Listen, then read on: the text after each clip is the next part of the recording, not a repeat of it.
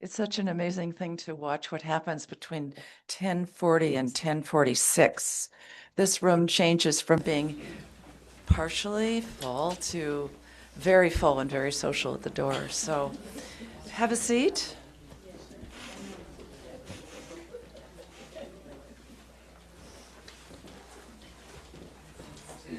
Good morning and welcome to the Vashon Island Unitarian Universalists.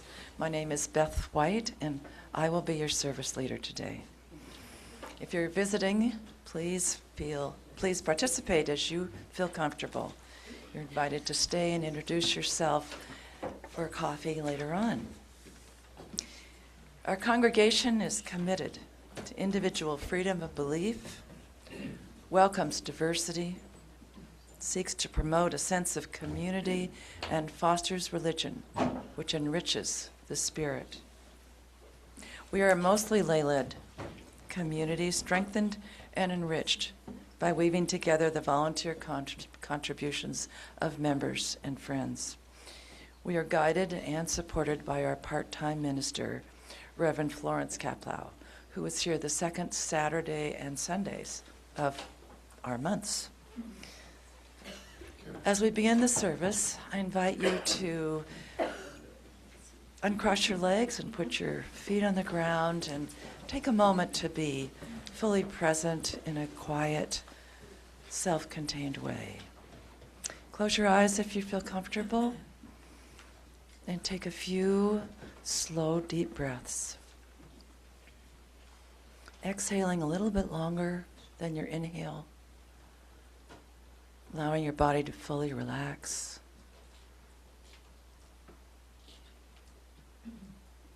And be present in this moment.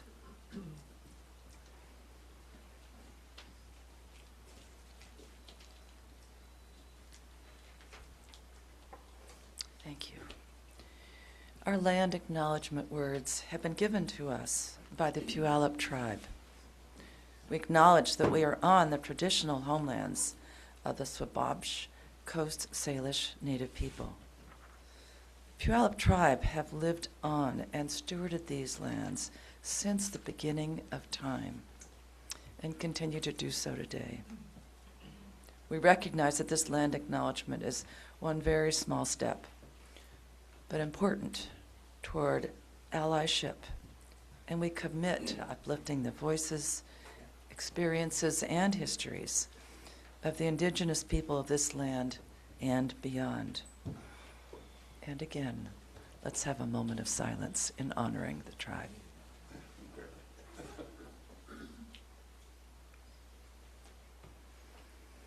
Whoever you are, whomever you love, however you arrived here, you belong here.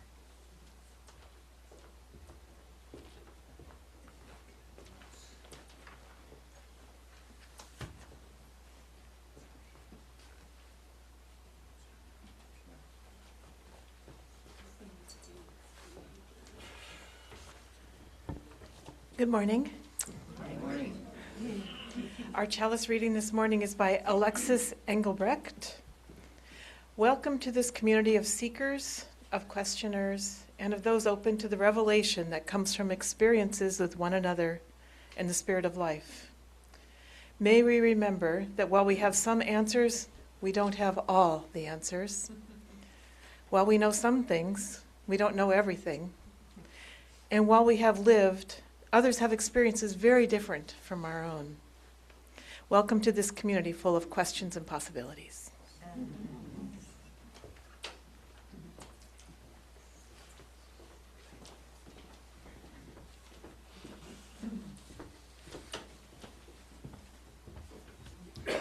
Good morning. Good morning. Today's opening reading is by Rachel Carson. A child's world is fresh and new and beautiful, full of wonder and excitement. It is our misfortune that for most of us, that clear-eyed vision, that true instinct for what is beautiful and awe-inspiring is dimmed and even lost before we reach adulthood. If I had influence with the good fairy who was supposed to preside over all children, I should ask that her gift to teach each child in the world be a sense of wonder so indestructible that it would last throughout life as an unfailing antidote against the boredom and disenchantments of later years, the sterile preoccupation of things that are artificial, the alienation from our sources of strength.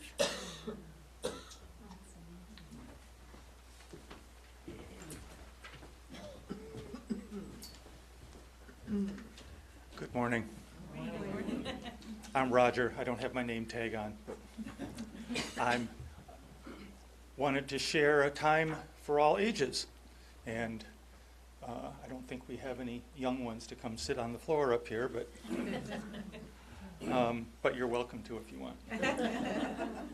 I want to share a story today with you from Ghana about Anansi, the spider, who decided he wanted to gather all the wisdom in the world and keep it for himself. He was curious, but he was also afraid that if other people were wise, he wouldn't feel special anymore. So as you listen, think about this question. Is the wisdom we collect with our curiosity something we keep for ourselves or something we should share with the world? Anansi the spider loves to spin a tale. He can regale you for hours with stories full of wonder, stories full of fun, and stories full of facts too, because he is so nosy. Anansi knows almost everything about almost everybody. Almost. But Anansi wants to know everything. So one day, he goes to the house of the sun god. "Oh, mighty sun god, you see everything and everyone. Won't you share your great wisdom with me? I'll use it wisely to spin tales of wonder and fun for everyone." The sun god says, "Anansi, I will put all the wisdom in the world here in this clay pot. You must share this wisdom with everyone." Anansi promises to do so. Anansi takes the pot home. He looks deep into the clay pot, and sure enough, he sees sights he has never seen before. He hears sounds he did not know existed. This is too good to give away. I will keep this wisdom for myself, thinks Anansi. I must hide it. He says, and he looks around for a good hiding place. Anansi decides to climb to the top of the tallest tree, where he'll tie up the clay pot and the leafy branches will hide it. He starts climbing the tree, holding the pot in front of him. The climbing is hard. Have you ever climbed a tree while holding a pot? Anansi wishes he had 9 limbs. His youngest daughter is outside and sees what a hard time Anansi is having. Father, it would be easier if you tied the pot to your back. Then all your limbs would be free for climbing.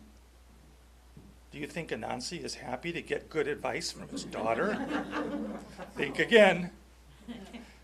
She is right, that would be easier. Why is it some young pup thinks of this when I, who possess all the wisdom of the world, did not?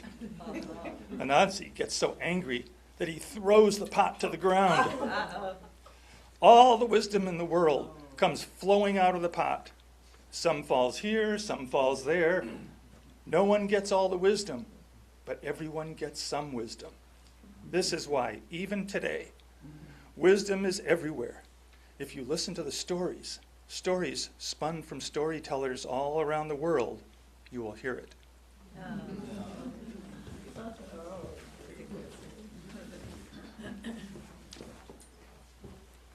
It's time to sing. Please rise in body and spirit and join me in singing hymn 338 in your gray hymnal. I seek the spirit of a child. Okay, singers, come on up front, please.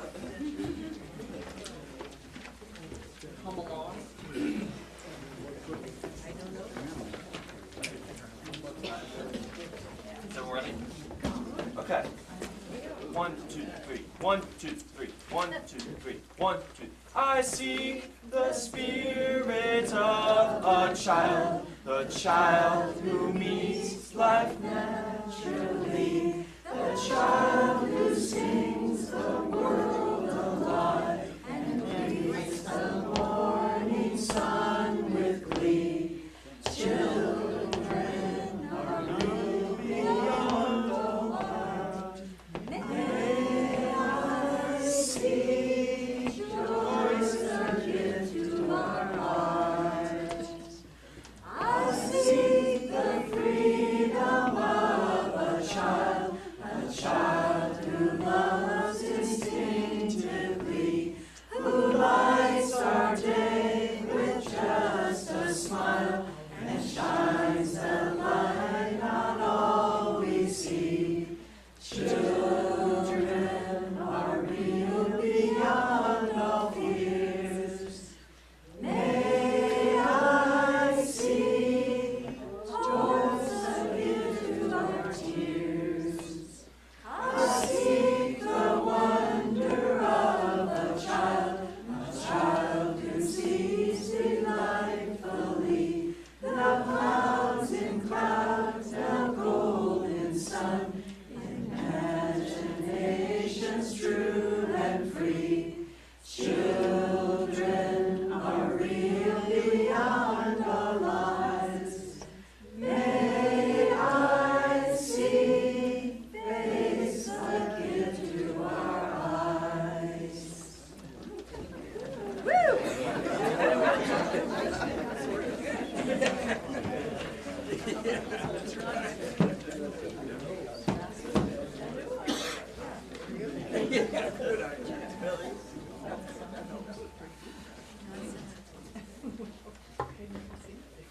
Good morning.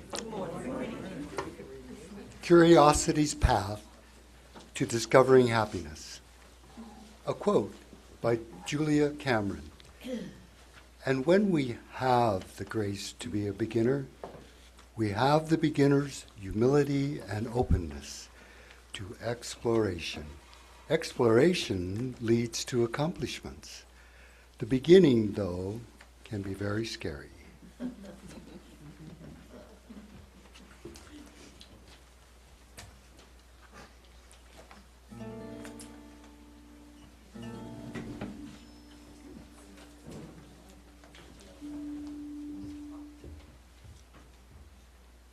Good morning again. I wanted to share my story about awakening curiosity. I think curiosity is something we're all born with, but may avoid as we get older.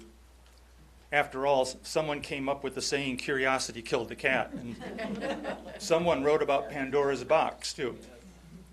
Children, on the other hand, are naturally curious.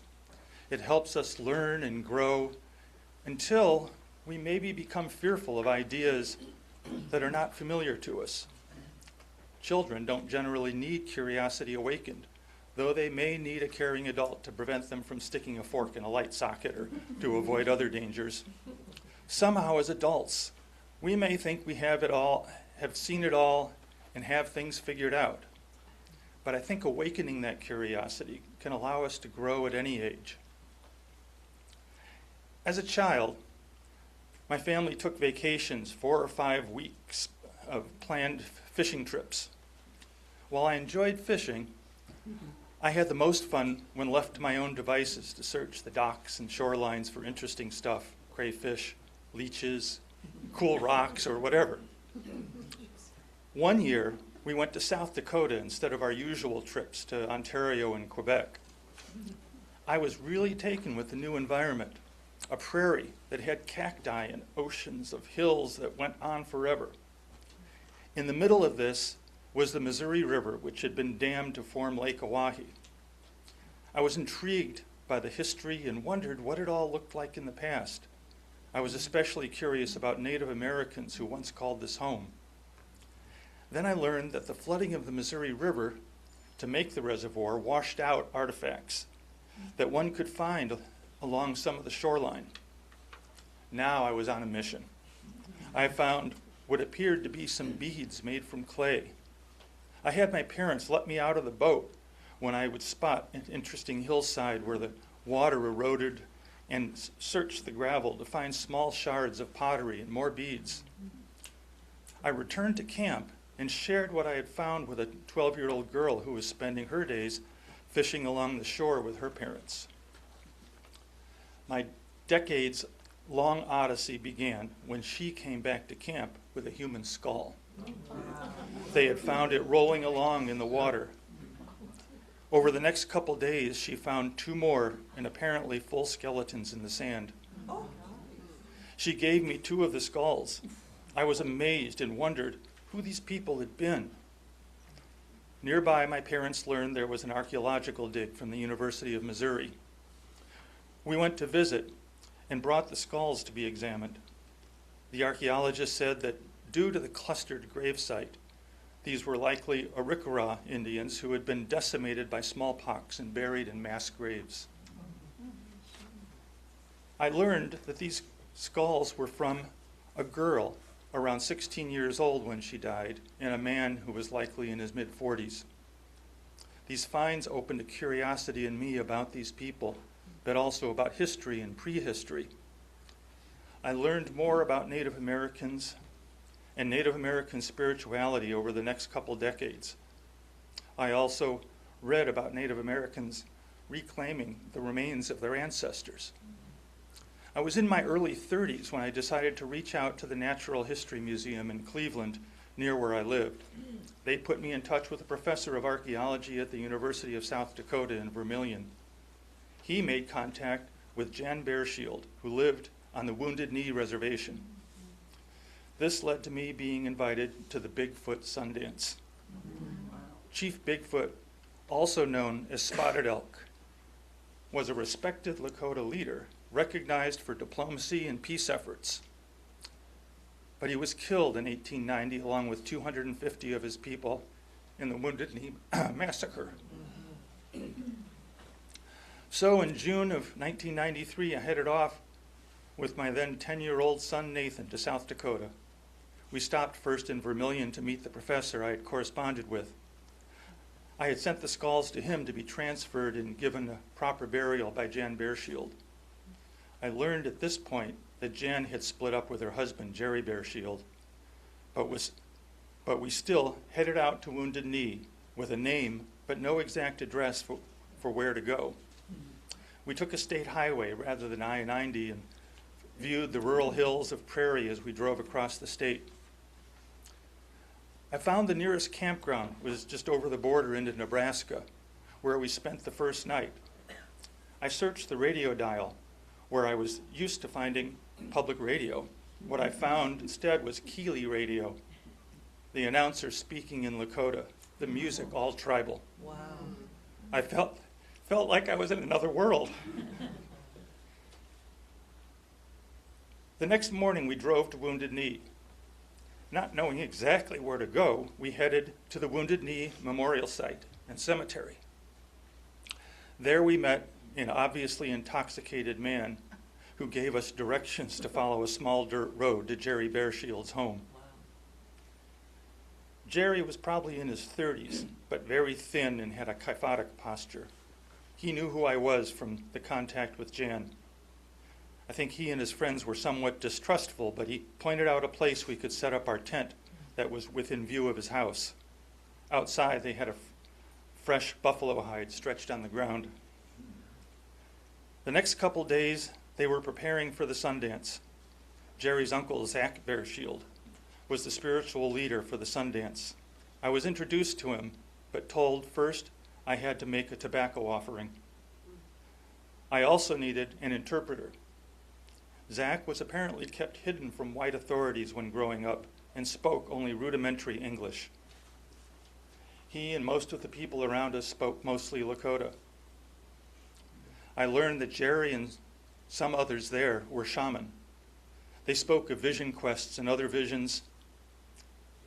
A ring of upright tree posts covered with pine boughs provided shade placed around a large ceremonial area, about 3/4 the size of a football field, and open to the east. A group cut down a cottonwood tree 30 or 40 feet high and placed it upright in a hole in the center of the field. 4 colors of cloth strips were tied high in the branches. Male sundancers submitted to piercings through the flesh of their chest, with lines tied from the barbs to branches high in the tree. Several women also danced, pierced through their upper arms. All would dance to a team of drummers and singers, taking turns, each pulled back quickly, guided by Zach Bearshield. The tree bent as the barbs tore from their flesh. Later, some men were pierced through the skin on their back and then ran or rode on a horse while pulling a string of buffalo skulls. During the 4-day ceremony, all the dancers fasted and consumed only liquids as daytime temperatures reached into the 90s. Several nights of storms caused some of the campers' tents to be blown over. It was all pretty brutal on the surface, but I was curious, and reasons and meanings were readily shared. The tree represented a connection between the Great Spirit, Wankatonka, and the earth. The colored cloths represented prayers and offerings, with the colors representing the 4 directions and the 4 seasons. The big takeaways: Wankatonka is the great mystery or spirit, and everything is infused with his sacred power. So we have nothing to offer back except for our pain. Tearing through the tethers represents a death of the old self and resurrection. These dancers made a 4-year commitment with each year representing a deeper level of learning, personal growth, and service. They often committed to piercing and the Sundance as a spiritual offering for loved ones with addiction or illness. When entering the sweat lodge, one would say Mataka Hassan, which translates as all my relations, recognizing one's connection to those in the group and to all creation. We were the minority here. My son spent time playing with some of the native boys, but also had rocks thrown at him by one boy. A few white people were present, and a couple of them danced, but almost all present were native.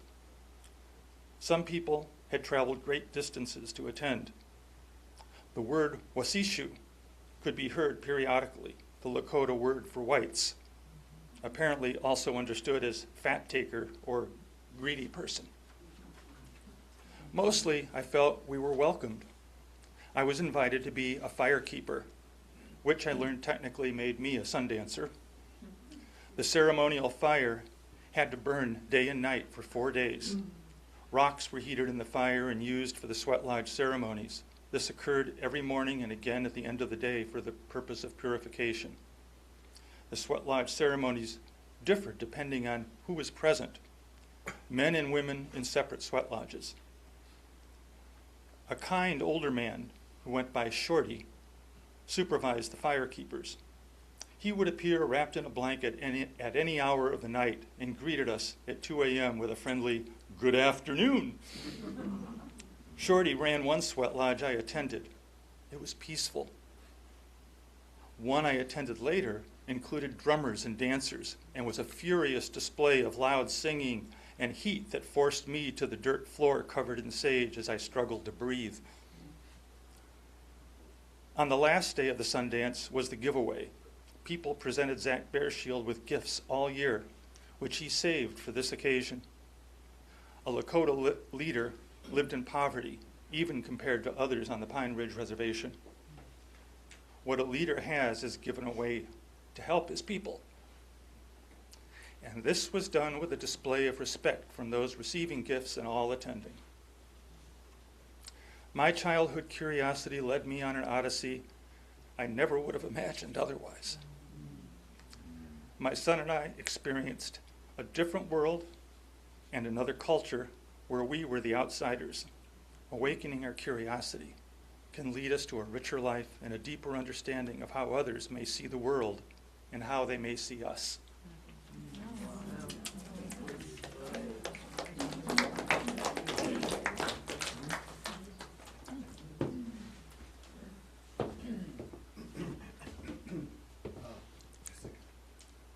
It's okay. I don't think I didn't tell him to play between us.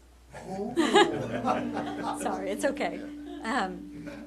Wow, what an incredible story. Thank you so much. I think the cool thing about this service when we planned it is that we have a story from childhood and a story from me. And my story is really about curiosity in the middle of our lives. And then we have Rick, who's going to speak to later in our lives. So I was really excited about this opportunity because throughout my life I've discovered curiosity. It's this thread throughout my life. And I recently discovered it anew in my 50s. And I see curiosity as an essential ingredient for healing and growth. I was raised Unitarian Universalist, and there's a story about me as a child that I went to my mother and I said, "I need you to take me to the library." And she said, "Oh, okay. What do you want to do at the library? What books do you want to get at the library?" And I looked her straight in the eyes and I said, "I want a book of the true." Everything that is true. And so I think that reflects the fourth principle, a free and responsible search for truth and meaning in that community of Unitarianism that I was raised in. And my mother's response was that there wasn't one book of the true, but there were many, and that life's journey was really about reading as many as you could, right? So, wow, let me tell you, my life's journey, I have read a lot of books. I went to med school at the dawn of the internet, and not only did I read them, but I carried them, big ones, sometimes 3 of them, and huge textbooks. And so for me, medical school is really a natural extension of that search for truth and meaning. And I will tell people that medical school was an opportunity to be a student of all things human, to go right up to the edge of what we know about what it is to be alive and look over its cliff into what we don't know. So some of you know that I went to med school as a single mother. So I have spent most of my adult life with 2 prayers: to be a good mother and to be a good doctor. So I've done some hard things, but recently I've had to do another really hard thing. I got married. So this little talk, I have to practice what I preach. It's really a love letter for that guy in the back. Okay? So, you know, I'm Gen X, and we didn't cast coins in the fountain of wishes to be good wives. You know, that wasn't something that I worked at or studied or learned, and so I've had to figure it out. But what I've discovered is that curiosity, my lifelong friend, is at the center for that skill set for success. So in my professional life, I know curiosity as a connection, as a path to connection and healing. And what I love about the work that I do is that each human life that I enter when I walk into an exam room is an opportunity to read the book of the truth of that person. And it's an opportunity to live 1,000 lives beyond your own and to be a wise soul. It is a unique and honored place. So I have learned, and they teach us this, that when approached with humanity and humility, that if you take even 3 minutes to learn another story at the beginning of a medical visit, you become a healer and not just a doctor. And that's crazy, isn't it? But there is research that says that if a physician walks into an exam room and says, my nurse tells me you're having neck pain. Fill me in. What are you experiencing? That patient will tell you in 3 minutes everything you need to know pretty much. And that the physical exam really just confirms the information that you've gathered from that 3 minutes. So that's the hardest thing, I think, about my job, because the studies say that a physician will interrupt you in less than 1 minute. So, you know, pay attention to your doctor. And that's, you know, interrupting in less than 1 minute, that's incredibly rude. And it turns out inefficient and bad medical practice. You miss some really important information. And I can tell you that this is the hardest thing we learn, because now in my life, I teach medicine and I teach young doctors how to be doctors and hopefully how to be healers. So you have to take that 3 minutes and listen. So my job is really cool. I get to be professionally curious. And while this is a trained and honed skill I now master at work, I know that my husband is back there smiling and shaking his head. How good am I at listening? Do I stop talking? I might be kind of bad at this. It's much harder in our personal lives, and especially in a situation where there may be conflict and emotions are high, to say, I'm curious. What are you experiencing? What's your story? Especially when I think I'm right, because I have read that book, okay? And I am clearly right. So I have come across many books of the true in my life, and I recently found one that really helped me. With this new skill that I am building. It was written by the Buddhist nun Sister Chan Kong, called Beginning Anew, 4 Steps to Restoring Communication. And it's about how we can use Buddhist principles of mindfulness, compassion, and loving kindness in communication to heal relationships and to heal community. So while I'm talking about marriage, this is really any relationship. So at the heart of Beginning Anew, I really found curiosity as at the center of it. And again, that's my lifelong friend, right? I can do this, right? So the first step she calls watering the flower, which is to share our appreciation for another. And one of my favorite book quotes, and this is a funny title to find some truth, but it's from the Guernsey Literary and Potato Peel Pie Society. It's by Mary Ann Schaefer and Annie Barrows. And in the book, the main character is staying in the house of another woman. And she's looking around, and she says, I could tell that she was a noticer. All around this woman's house were little collections of things.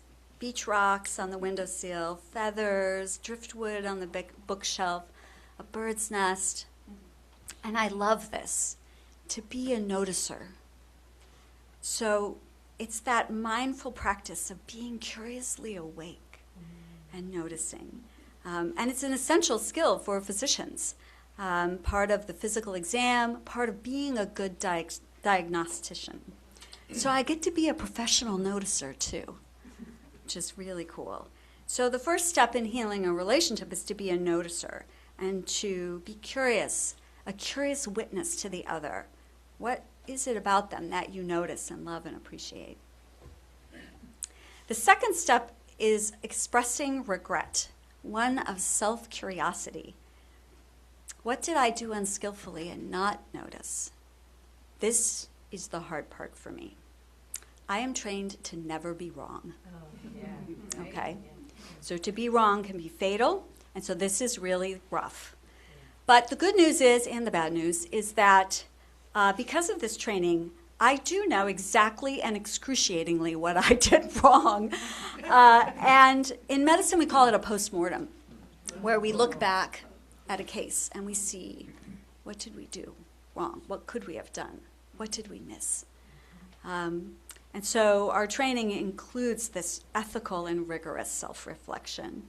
And sitting with the truth of one's regrets and mistakes is a painful but essential skill. There's a concept called clean pain that's credited to a psychologist, Stephen Hayes, who developed acceptance and commitment therapy. And clean pain refers to that natural, unavoidable discomfort that arises from being human, grief, heartbreak, and disappointment. It's that raw, temporary, honest experience of painful situations that opens the door for healing and growth. It doesn't allow, clean pain really lets us feel difficulty and negative emotions without turning them into a narrative of shame, blame, or victimhood, or getting stuck in the unnecessary suffering created by resisting reality. So my dad, who's a psychologist, also told me once that disappointment is the hardest feeling to feel, and especially true if it's in yourself. The clean, healing pain of the truth is the place that I try to sit with my patients. So I've got this. I can sit with myself in that place and with my partner to express regrets and to say, I'm sorry. I was wrong. Those things are hard. The third step is to gather more information. And this is very hard for someone who's had 11 years of college. And, you know, my job is to have the answers to complicated human problems. And so I come back to that skill as a healer, that question when I walk in the room, what are you experiencing? And then that 3 minutes, that hard 3 minutes of listening. Awakening our curiosity in relationships gives us that precious opportunity to read the other's book of the true.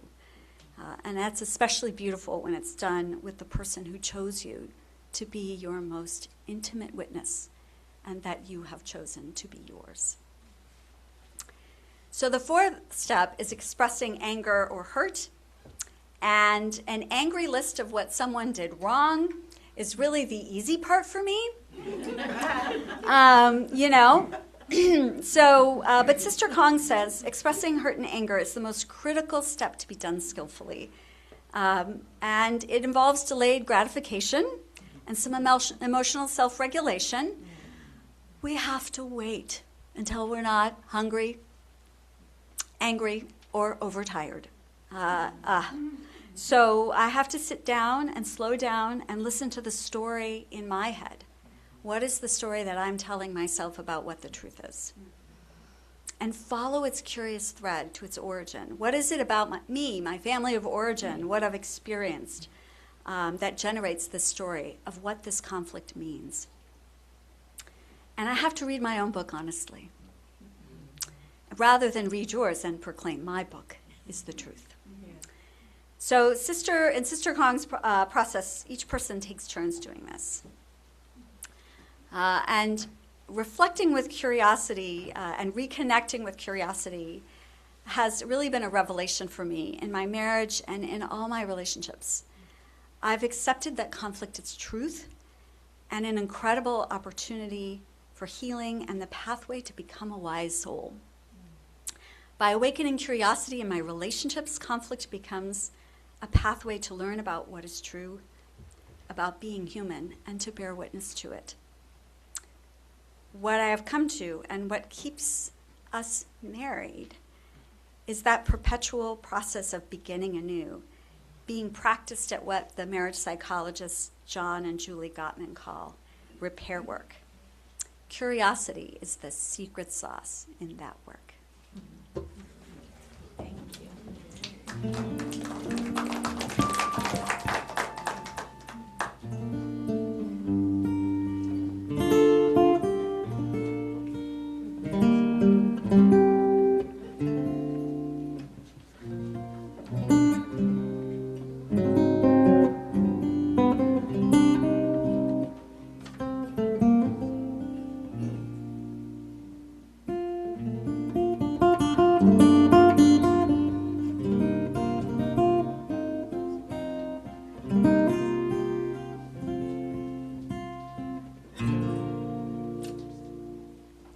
Thank you, Wyatt.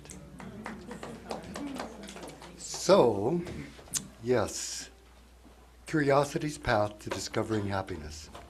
Now, before I start, do want to invite you to look under your chair. There's 2 chairs, but not right now. Don't look right now. Don't look right now. But there are 2 chairs that have 2 tokens. One has got a monetary value and one's got an affirmation.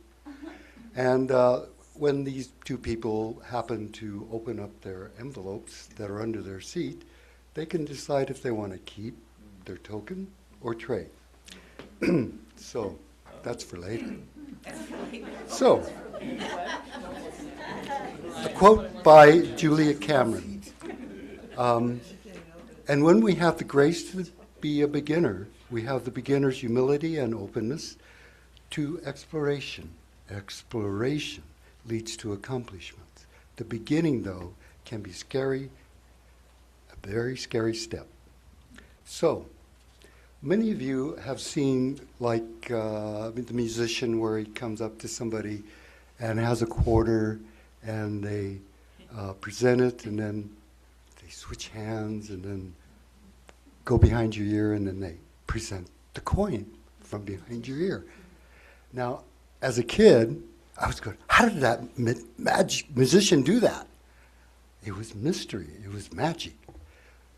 Now, you've seen various shows where they show the person saying, well, it's just a sleight of hand. You do this, and you think it's here, but it's over here, and then you reach back here, and you pull it out, and the child goes, woo, woo. So now the mystery's gone because you know how it's done. Your curiosity is sort of like, oh, okay, I think I can do that. Yeah.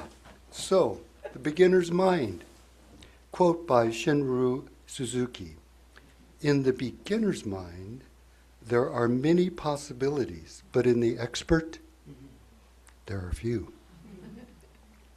So being curious, curiosity is richer when one empties their mind. Now, if there's no room for what curiosity brings, if your mind is full of knowledge, of assumptions, of beliefs, then, there's no room. Yet, curiosity is the basis of learning. It fosters intelligence functioning and development, and this is when we explore, we see an artifact, this is when we question the relationships, this is when we inquire, we investigate, and then these experiences build upon that. It's the foundation of gaining knowledge. So for those in secure settings, so I mentioned there's a scary step. So for those in secure settings, the person is continually looking to make sense and make meaning of their surroundings. But in insecure and unstable, unsafe environments, that curiosity is limited. It's inhibited. So what does this have to do with that scary step? It all depends upon where you're at in your life and what's happening. So my presentation is mostly not for children, but for the adult child within yourself. So when, as an example, we're closed to learning, we're closed to curiosity, we already know, we only want to know how to survive, then this is going to interfere with your process. Likewise, emotions and feelings and anxiety and fear will constrict, limit the learning of anything new and different. So, for instance, Beth, before I get to Beth, just kind of notice in your day-to-day life now what the cell phone does to your curiosity, what the media does to your curiosity, how this flood of information just keeps crossing, visually through your brain. And eventually you get worn out, you get tired, you get anxious, you get fearful. And that is an example of how, in the mind, body, spirit, we become more scared. So, because we are curious, we keep moving forward, opening new doors and doing new things. Quote by Walt Disney. Sometimes waiting for the doors to open, not a new door, but just a door that you've closed. For instance, this awakening curiosity, sometimes there's a dormancy. Now I can bring up the example of Beth. Beth invited me to join her at the Coop and learning a cappella singing. Well, as a kid, as a high school, I was in the choir, I was in the Boys Glee Club, I was, on TV for the PBS, and I sang, and I thought, I don't want to do that. I don't have time. I don't want to embarrass myself. I've got hearing aids now. Of course, I didn't have hearing aids when I was a kid, but I sang pretty good. But now, I have hearing aids, and, I might not do well. I might embarrass myself. So this feeling of no was definitely in my body. Just notice what happens to you when you're offered a chance to be curious, and the first thing you do is go, no, I don't want to do that. No, whether it's for fear or anxiety, you just kind of say, you don't take that step forward. Well, awakening does have a dormancy, just like the black bears in the winter. They wake up. And Beth kept encouraging me. Now, this is very helpful, too, in the process of awakening curiosity. She says, Rick, I like your voice. It's kind of nice of her. And, I kept thinking about it. I kept thinking, well, I did enjoy singing when I was a kid.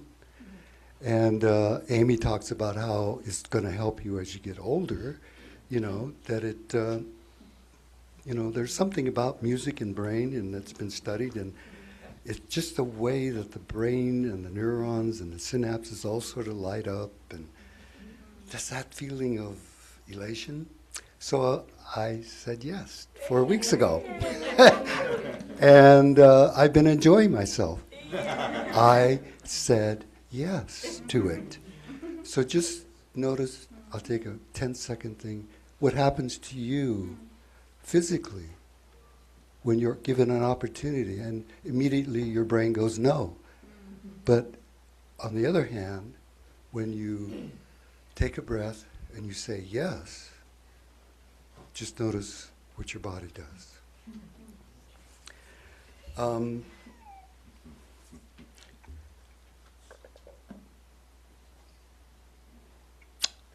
Yes, I did see myself opening that door, opening to singing, and it did make me feel happy. Happiness in my being curious and awakening from a dormant past. So let's empty our minds for now. If you will, just take a deep breath and just notice your body. If it's tense, rated on a scale of 0 to 10, with 10 being very stressful, and just notice, breathe. And if you will, and those who want to, put a hand on your chest and one hand on your stomach as you breathe. And just notice that rate of stress in your body, if there is any. For some, there's not. For some, they may experience some elation, and they can rate that too to see if it increases. Now, create a safe place in your mind.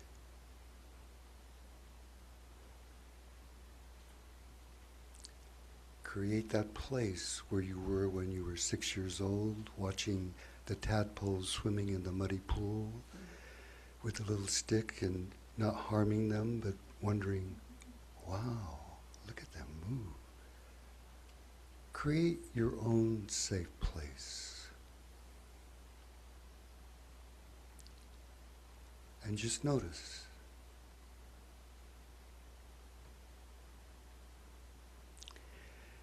Now,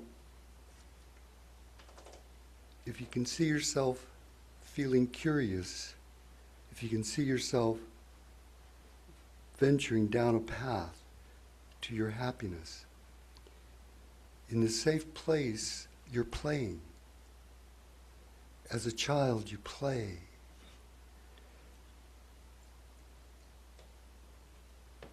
Being.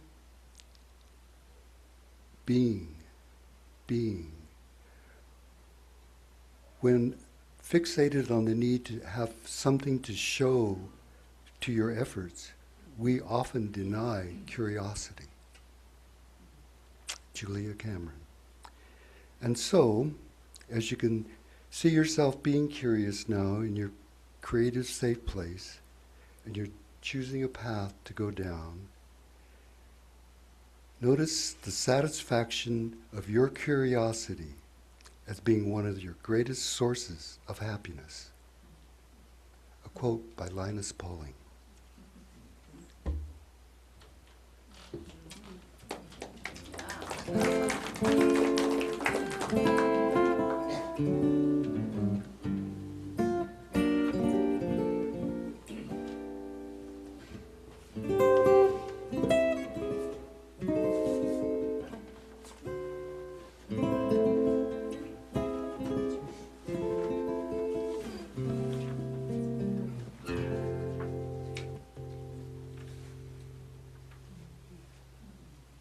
Thank you, Rick and Roger and Jessica. That was beautiful. Let's hold a moment of contemplation and worship. An old English word that means to consider things of worth in a generous and abundant silence.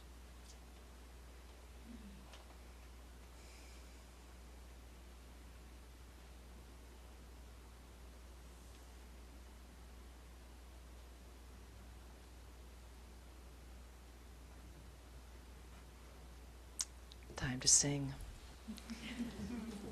Grab your hymnals and look for hymn number 298, Wake Now My Senses. And please rise in body or spirit as you are comfortable. Would you like to start us off? Yeah. Oh, no, just sing.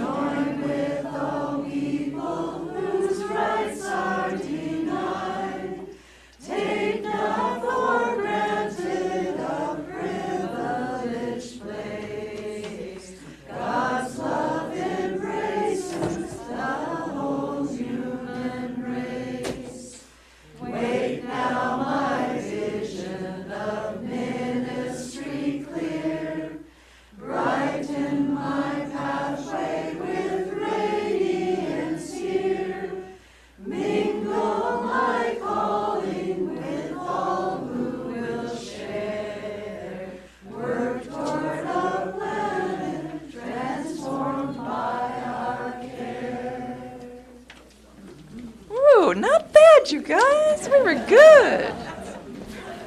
Very nice. We kind of found it, didn't we? We will now pause the recording now. As members and friends of the Vashon Island Unitarian Universalists, we commit to supporting our congregation. Financial resources help us to pay speakers and staff, support our social justice programs, and maintain our building. Please support VIUU with your pledges and offerings so that we can continue to be a vital community. Our congregation engages beyond our walls for peace and social and economic justice, freedom of belief, protection of our planet and its inhabitants. Once a month, we contribute the financial offering to a regional, national, or international organization that aligns with our values. This week's offering supports our beloved community. Please join in singing "Oh, We Give Thanks," found in the front of your gray hymnal. Oh, we give thanks for this precious day, for all gathered here, and those far away, for the time we share with love and care. Oh, we give thanks for this precious day. Oh, we give thanks for this precious day, for all gathered here, and those far away, for the time we share with love and care. Oh, we give thanks for this precious day. George will now read to us.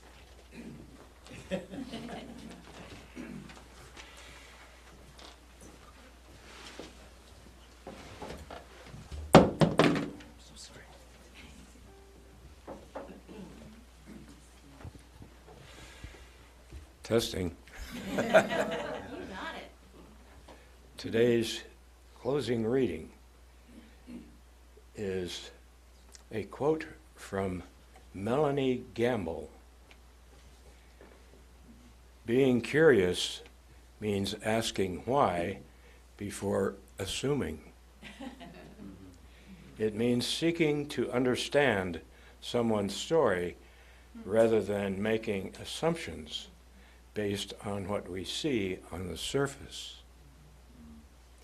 When we approach people, situations, and even ourselves with curiosity, we open the door to empathy, learning, and connections. Judgment, on the other hand, builds walls.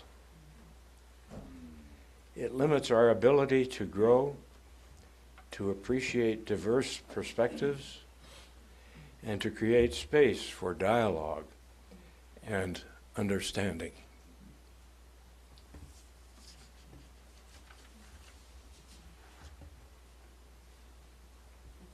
Thank you. Everybody, wild applause.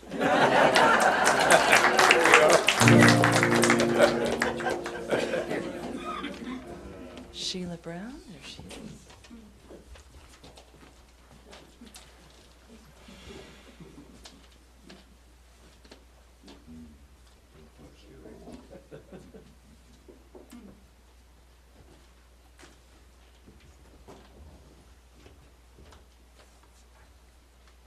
We extinguish our chalices with these words by Reverend Tandy Rogers. May your wonder be bigger than your fear. May questions lead you gently into truth, not control. May you meet the unknown with wide eyes and let your spirit be surprised. Thank you.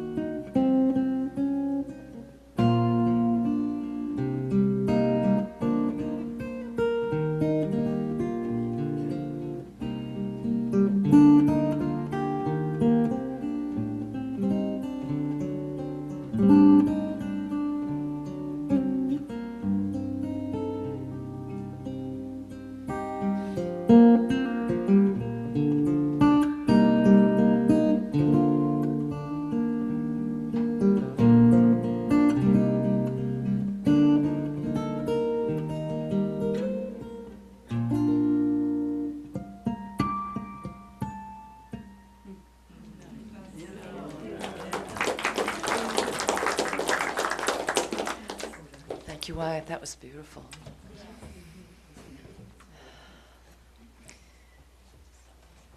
Thank you to set up Team 3 for putting all the details together to make this space so beautiful.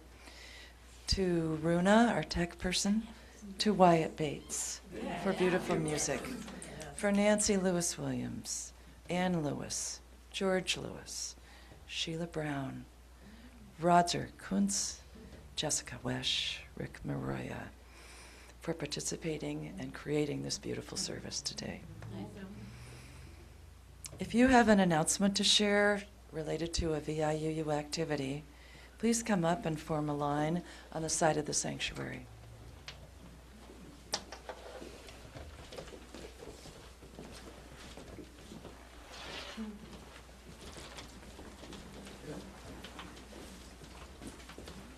Wow, we got lots of stuff going on.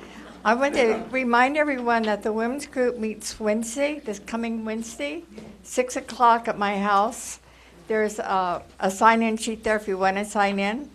And I put my address there. If you need more information, just contact me if you need to know how to get there or anything like that. Thanks. My name's Jackie.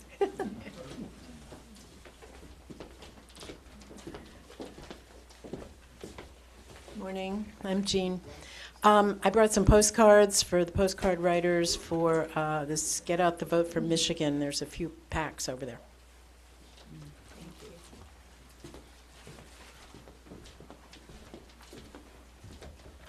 I just wanted to mention that if you're curious, I brought along a few of the little artifacts that I had picked up as a child, and they're on the table up front.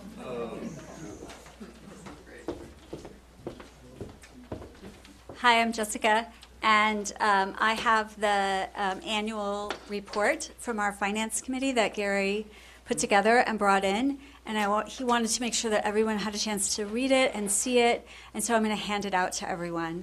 It's also got some of the minutes from a report that their committee gave to us in December with some recommendations that they made that the board will be considering, so I'm going to hand that out. Sorry we missed the email.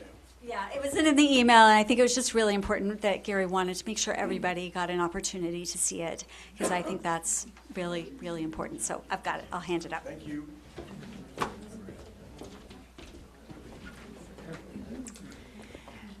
After the annual meeting, we will take a vote on an action of immediate witness. I read it to you last week. I won't read it again, but I have lots of copies if you want to see, and I'll be glad to share them with you. It won't take a long time, so please hang in for a minute or so after the annual meeting so we can do this. Thank you.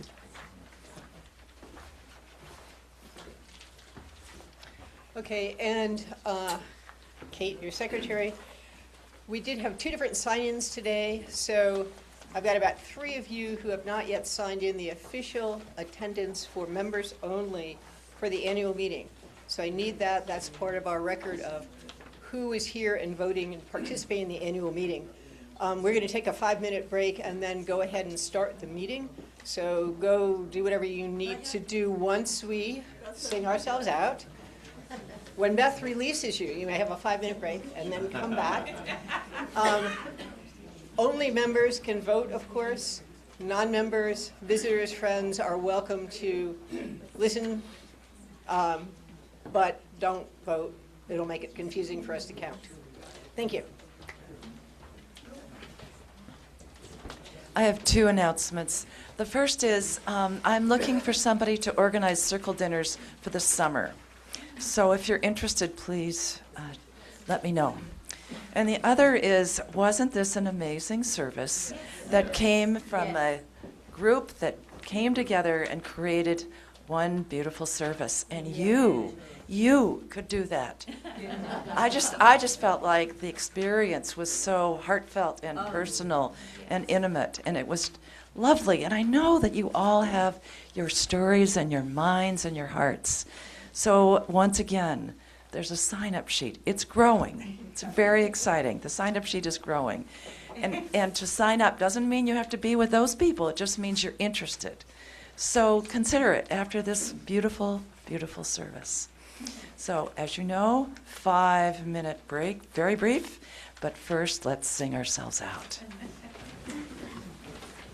Go now in peace, go now in peace, may the spirit of love surround you everywhere, everywhere you may go. But don't go. But don't go.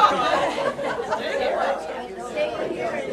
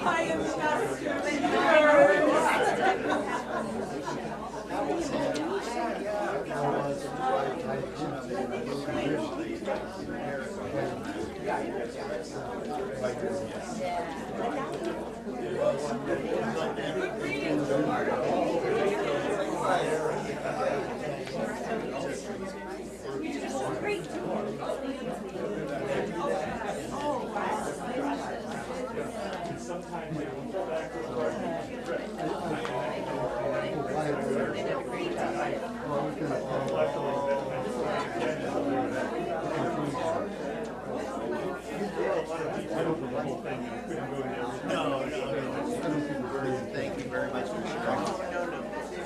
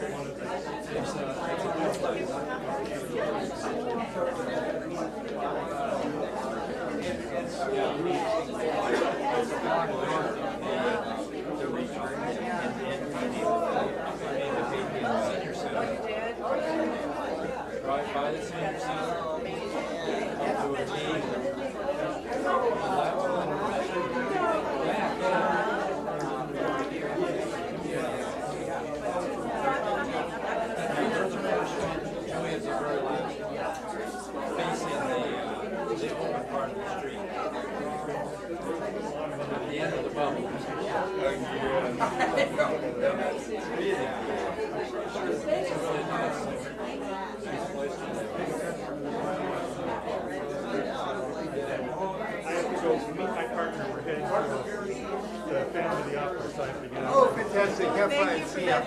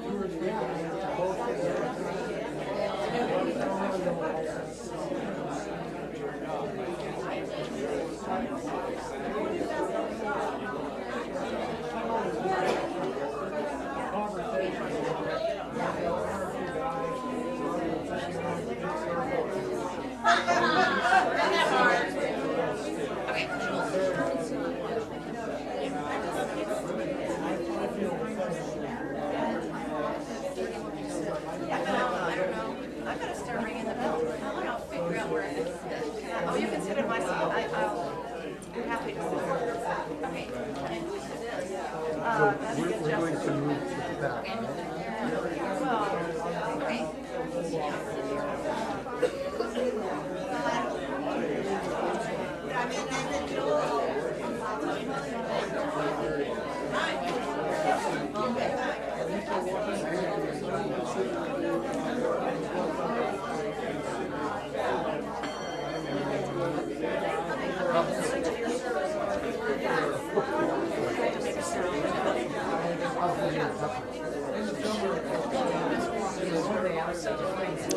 We need, is this on?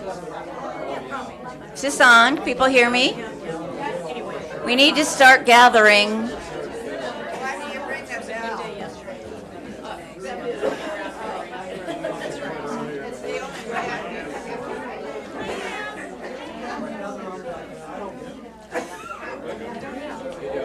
Here we are, gathering nicely.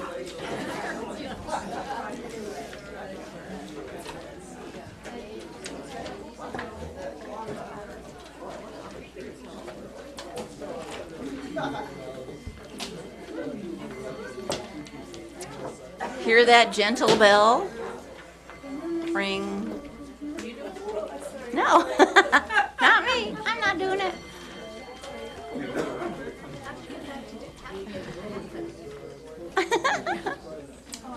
Oh, you were doing The mystery.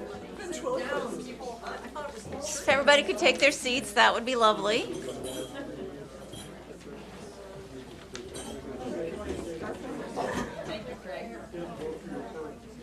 You weren't looking for a $20 bill like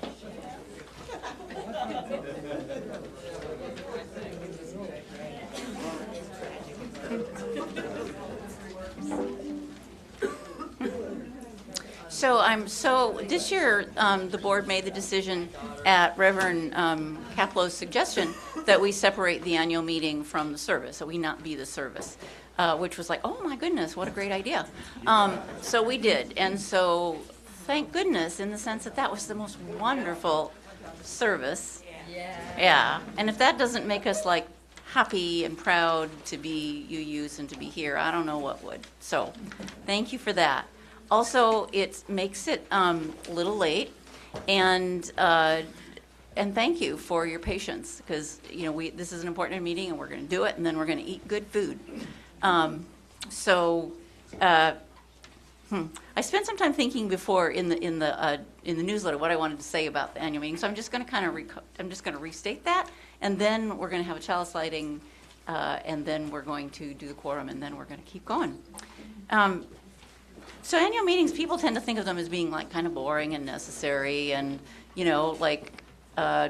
I'm probably not alone in not having in the past been like most excited about that. Like everything in the world, what am I so excited about? The annual meeting. Yay. Yeah. But actually, what annual meetings are is an affirmation of who we are. They're an opportunity to, if you bear with me, I think it's a time to glory in who we are, and to be thankful for who all comes together, for all they give, for what we've done in the past, and for what we're going to do coming up. So it's not boring, it's an exciting opportunity, and I'm hoping that will mostly be what it is for us. Also, I like that. I like a definition I found of stewardship, because we've been talking about that lately, and by the way, we were very successful. Thank you very much.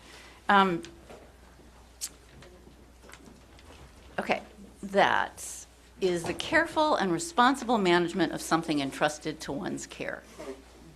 So, just going to leave that with you as that. And that what we're here today is to recommit to our job as stewards of the resources that we contribute through financial giving, through participation, through leadership. So, that's it. And then let's do our opening.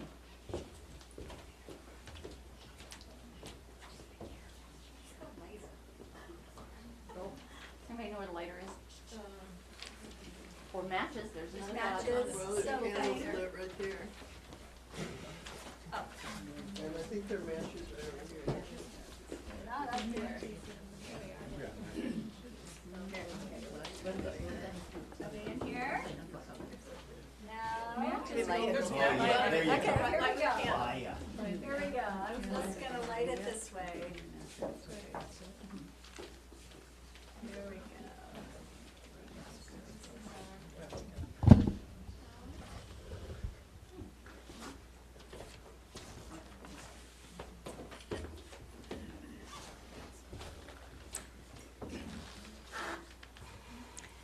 So this is our chalice lighting: work in commitment and love.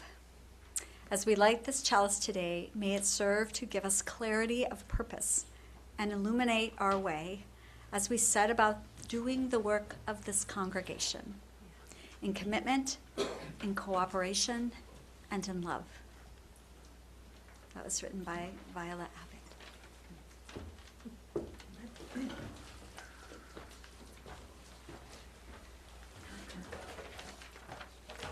All right, as your secretary, I will thank you all for having signed in on my official sign-in sheet.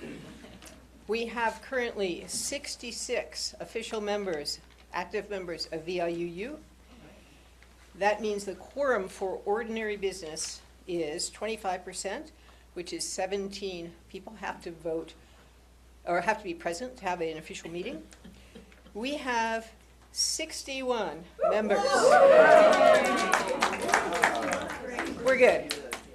43 here, 16 proxies, 2 on Zoom, only 8 people who did not participate in this process in some way at the moment. Because we have 61 participating, the majority for pass, or a motion passes if the majority of those voting vote in favor. So assuming everybody who could vote at this meeting does vote, we need 32 to pass. If some people abstain, we don't need quite that many. So I will declare that we have a quorum. Yes. Am I next? Yeah, I think so. Okay, I'm next on the agenda. I forgot to bring it. So, kind of echoing what Robbie has said, there's all sorts of stuff that went on this year, and I think it was a pretty good year. And we did send out to you copies electronically of all the annual reports, but in case some of you didn't get a chance to read them all, I'm going to give you the whirlwind summary of what happened this year. So, first, after Reverend Victoria moved on to a full-time job, the Ministerial Search Committee recruited and hired Reverend Florence Kaplow as our new quarter-time minister. Yay! Membership increased from 61 to 66 members. We also offered Starting Point. The women's group and the men's group were very active, and we had a whole bunch of circle dinners, so yay for membership.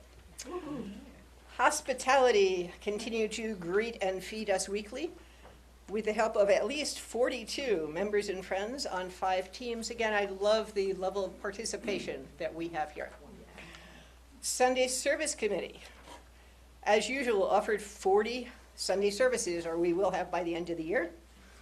And there were more than 40 members and friends that helped to create these services. They were speakers, musicians, readers, whatever. So again, 2/3 of our members are actually helping to make our services. Our big project from Sunday Service Committee next year is to explore new music through the UUA's new virtual hymnal, which is just online. It's got a bunch of new stuff in it. And so we'll see some different songs coming through pretty soon. We already activated that subscription. Social and Environmental Justice sponsored 8 of the Sunday services. They did a movie series during the summer doldrums. So nice to have something going on then. They co-sponsored a bunch of talks with other groups on the island, movies, public demonstrations, and other things related to social justice. So they've been very active. Tech was much improved through the Herculean efforts of Dennis Lambert. He purchased and configured new equipment. The Wi-Fi is more reliable. We have a new tech committee as distinct from the Sunday Tech team. And the tech committee is headed by Spencer Prophet, who's going to make sure that all you volunteers get trained in how to use the equipment properly, so we don't muck it up. Facilities. We got a bunch of new chairs, thanks to Catherine Sullivan, who scored them for free for us, as she has sometimes done in the past. She helps us out so much. Grounds got cleaned up. We moved all sorts of stuff out of the small room so we can use it again. Committee's been working diligently on trying to improve relations with our landlord, Burton Community Church, and it works to some extent. So we're doing better. Stewardship led members in imagining our future. We had a very successful pledge drive. We are forming an ad hoc committee called, I think it's New View, VIUU, to begin thinking about possibilities of a new and better meeting space. That's obviously a quite long-term project, but we've got enough members, we need to start thinking about that. And that'll be part of a new cycle of long-term planning. And our generosity to people outside our community. We were once again able to contribute $6,500 to community agencies through a community support fund this year, despite having a substantial unexpected drop in pledge income. We had $15,000, which didn't materialize for various reasons. And we still could make that. We were very excited about that. And we did donate over $6,000 in plate donations to other nonprofits through the monthly donation. So I think we had a very active and successful year. Thank you all for your contributions. Thank you.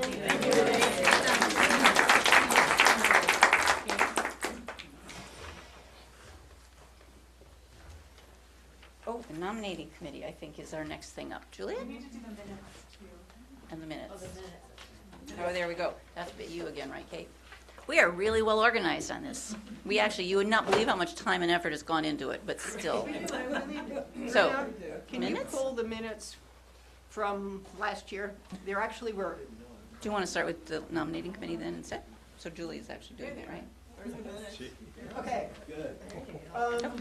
No, that's the agenda for this year. Oh, sorry. From last year, we need the May 2025 meeting. There it is. Oh, no, that's Why don't we're going to go ahead and have Julia do the nominating committee report while we. Okay, but is the document up there?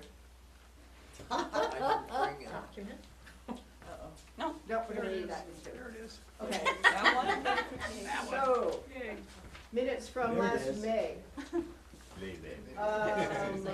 Move it up on the screen. Scroll it up. Established a quorum. There were 4 votes taken. We accepted the annual, the minutes from the previous year. We had bylaws changes, those were the ones that related to board terms, which were extended from 2 years to 3 years, with staggering to try to make sure everybody was leaving the board simultaneously. That was passed. Next, we had, the nominating committee had nominees for nominating I committee think people itself. want you to use the microphone.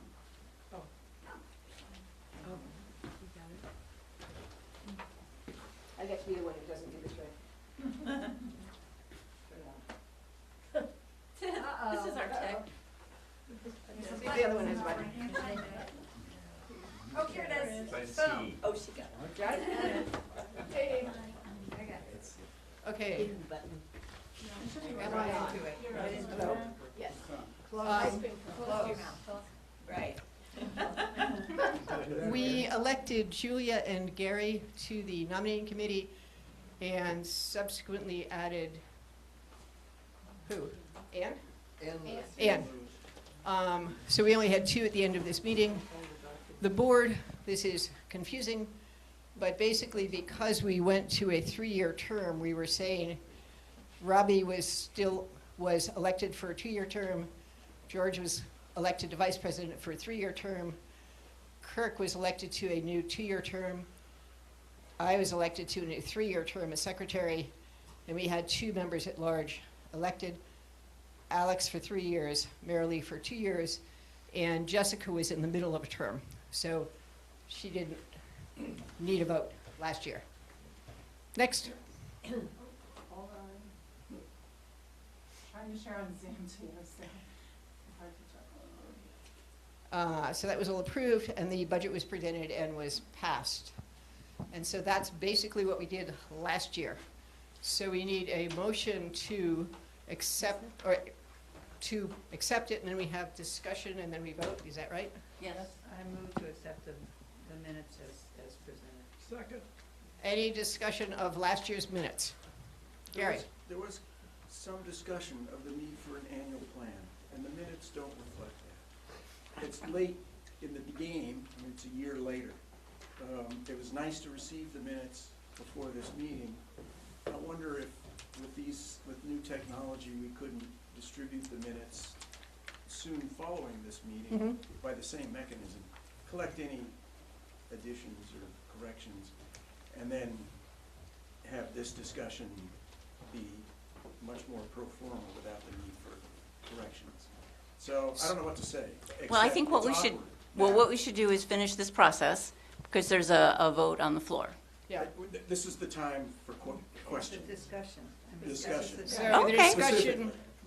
the motion is to approve or not. I understand. I'm just raising the point that we Okay. need our minutes to be institutional memory and establish a template for future meetings. And we want them to be structured the way the bylaws require, which includes an annual plan. So we can note that for the, So, can I ask a question? Yeah, of course. So are you suggesting an amendment to these minutes? Yes. The addition of, could you state that, what you There was appreciate? discussion of the need for an annual plan, and in fact, Kim provided some points that were a totally appropriate response to that. So I would like,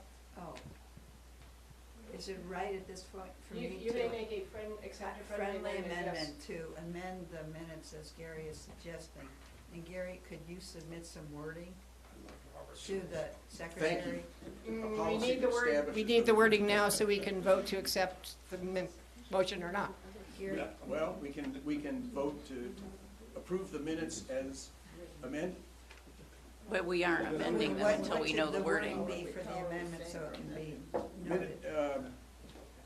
There was discussion regarding the plan for the coming year. I mean, that alone would cover, I mean, at least it puts Okay. the term plan in the minutes. Check. So we will amend the minutes. Do you accept that, Donna? We'll amend the minutes to say there was a discussion of plans for the upcoming year, period. Good enough for now. Runa? Runa has, oh, sorry. Runa. Gary, I got what you had, and I'll get those changed into the minutes. Thank you. The Melvin also has something to bring up, which is that the minutes are not complete without an attachment of the approved budget. Oh. So do we need to put a link to them in there, or I'm not quite sure. Sounds like it. The budget is in the file of information on that, as are the committee reports and so forth. So fine. Runa, would you put a link to attach the budget? If you think that he Right. covered that adequately, then we can just. We're talking about last year's budget being attached to last year's minutes. Good. Thank you. Any other discussion? All right. Let's vote. Shall we approve the minutes from May 2025 as amended? Let's do a voice vote. Yes. Anybody opposed? Anybody abstaining? Okay, moving on. We have another set of minutes to approve because, as you may recall, we had a special congregational meeting in December, and Runa's going to find those. Right there. Right there. Check. Got it. December 28, 2025. We again had a quorum. The one and only purpose of this meeting, scroll up a little if you would, Runa, was to approve the hiring of the new minister. So we voted to accept the board recommendation to hire Reverend Florence Kaplow as our quarter-time minister. Vote was unanimous.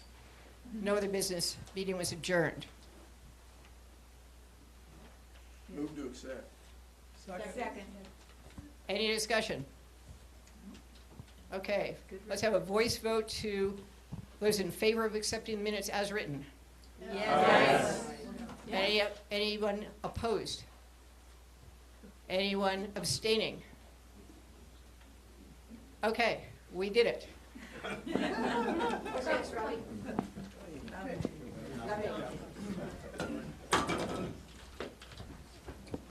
Hello, now I'm here on behalf of the nominating committee, which prepared a report for this session.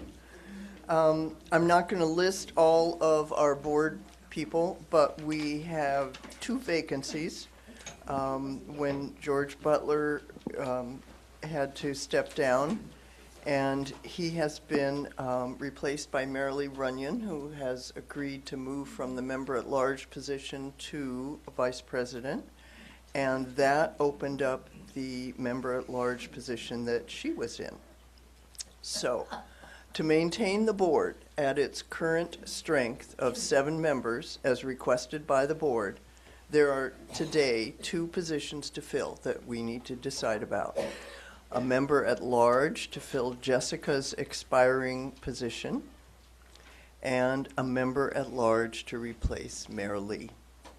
So the nominating committee is grateful to these members who have stepped up to fill board vacancies or agreed to another 3-year term, and we present these candidates for a vote.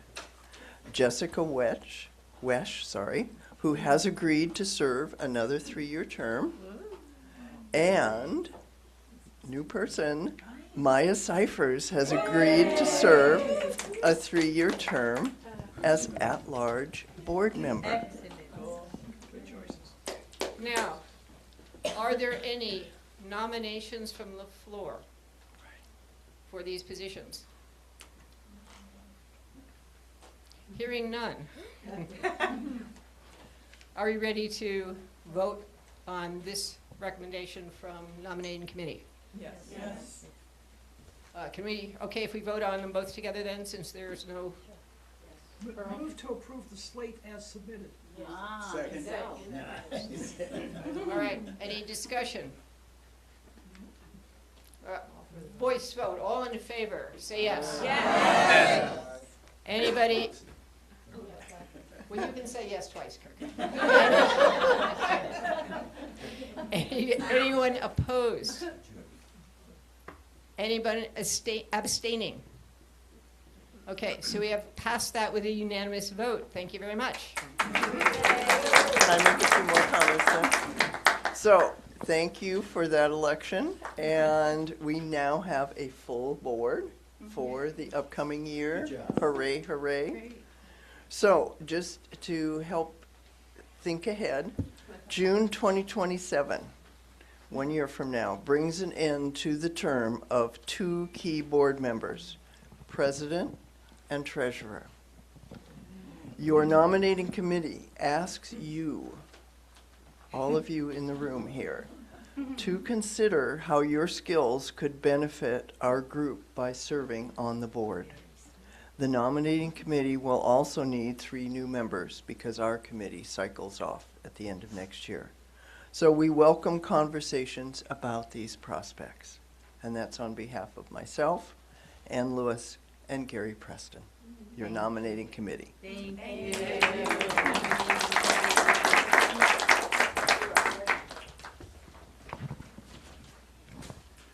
Lovely. You know, I think I already said this, but I'm just going to say it. I thought so much about what I wanted to say. You know, and I wanted to say how proud I am of all of us, you know, of people as individuals, of the group, of the board, of all the work that gets done, you know, of our staff, of Runa, you know, of our minister. I don't know. It just makes me feel really good to think about who we are and all that we do. How we care for each other, the incredible Sunday services that we offer. And I'm proud of our history, and I look forward to our future. One of the really important things that has to happen at an annual meeting is the appreciation and gratitude part. So this is where we get to do a little bit more active. I'm just going to do a bunch of call-out stuff, and I'm going to suggest that if the category that I say is something you've participated in this past year, then you either stand or wave your hand. And I'm also going to ask that I'm going to ask that people stand up or just turn so you can see if you want. And because I want you to see who puts their hands up, you know, and who it is. So can everybody just stand? Stand? Everybody will be able to see. Well, Raise now? well, how are we going to see people then? I guess you won't, right? Right. We all raise our hands and wave. All right, but then you won't know.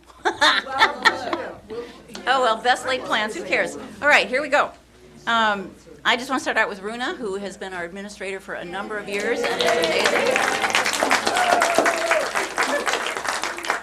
In absentia, Reverend Florence has come in and really just hit the ground running. Yay. Our board is, I want to thank George Butler, who was on and needed to for other life priorities, needed to step off. But he was great, and he's been a leader in so many ways for so many organizations, including us. And our other board members are Kirk Barker, who has been our treasurer for like a lot of years and is amazing, just totally amazing. The person that I like to call Madam Secretary, Kate. Marilee, who, as you've heard, has accepted the challenge of moving into the VP position. Jessica, who has been just incredible this past year and has agreed to stay on for another 3 years. And Alex, who's totally new to this and has also just jumped in with both feet and been amazing. So thank you. I also want to call out the people who head up our committees, because that is a lot of work, usually. So maybe you could just wave when I call your name. So the program committee is headed up by Gay. The social justice committee is headed up by Tanya. The finance committee is headed up by Gary. Alex is doing double dipping besides being a board member. She's also heading up the facilities committee and the CBEC committee. Jessica, who is also double dipping for responsibility, has headed up the stewardship committee as well. And both of those people are also taking some leadership with the New View beginning part on what we're going to do in the future. Madam Secretary is also the head of our membership committee. Beth continues to be the chair of the pastoral care committee.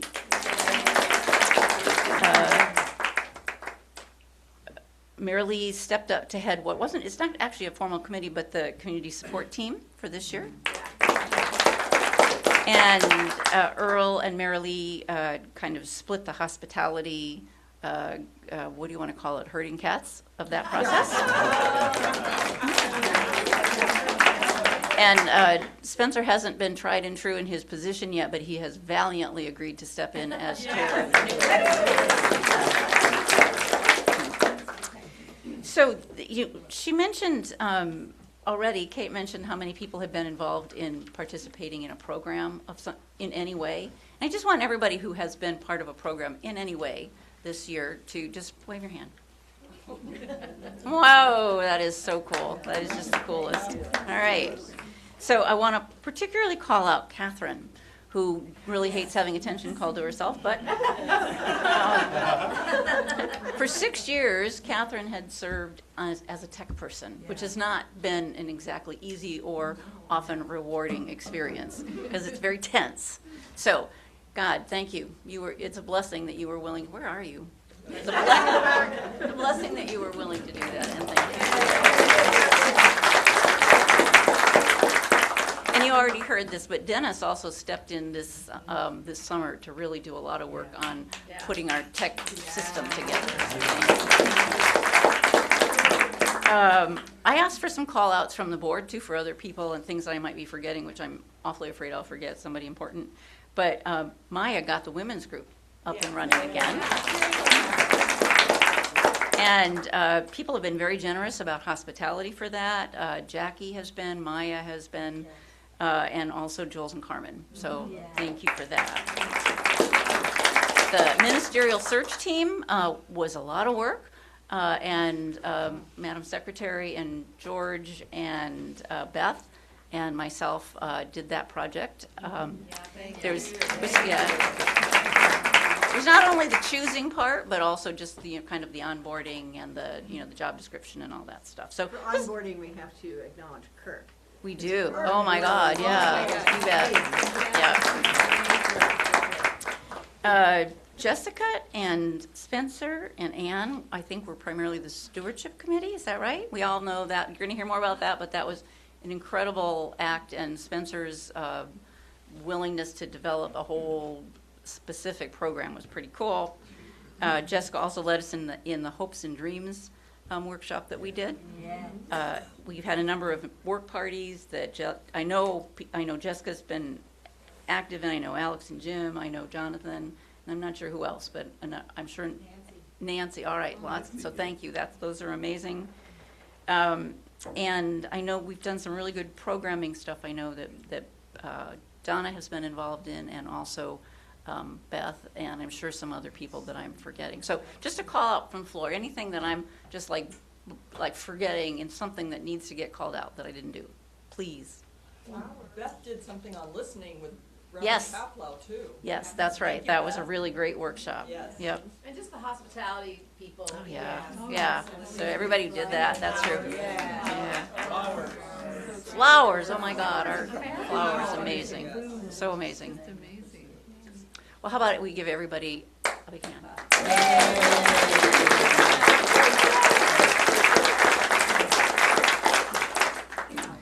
So I just want to step back for a second, and I think that Kate's already pointed out a lot of how amazing the work was that we accomplished this year. But what is it that we actually do? What is it that we actually do? We have a mission statement, which Mary's going to bring up for me, which isn't actually a mission statement, but we'll talk more about that when we get to long-range planning. But it is still good. It's what we know of ourselves right now, which is We, the members of Vashon Island Unitarian Universalists, strive to build healthy relationships as a spiritual practice. We intend our promises to foster trust, empathy, learning, and freedom. This covenant is meant to create a sanctuary for all. It will evolve over time to meet the needs of our congregation.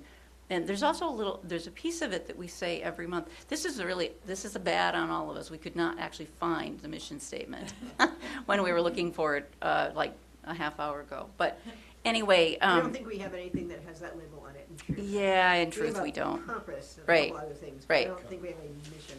That's true. I move that we have one. Yeah, all in favor?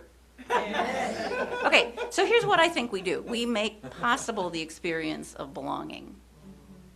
And we offer support. We offer to those who choose to be part of VIUU as members or as friends, connection with others, opportunities to be challenged and enriched, opportunities to be nourished and inspired, and sometimes actually physically taken care of by our pastoral care or the larger group. We welcome new people to our midst, and that's a really big deal. It's not a small thing to be welcoming. And we collaborate with other like-minded groups, other like-valued groups in the community, which is a huge kudo to us. We engage individually and as a group in living out our principles and values, from honoring and carrying out our covenants to actively engaging in and promoting economic, environmental, and social justice. So, that's a huge amount. That's what we're here to do. The other thing we do is all the operational aspects of keeping something going, which is a little overwhelming when you kind of go through what all that is. I have this little Okay. It's all the committee stuff: facility, membership, communications, stewardship, finances and budget, Sunday programs, social, environmental, presentations and films, men and women's groups, circle dinners, meal trains, pastoral care, social events.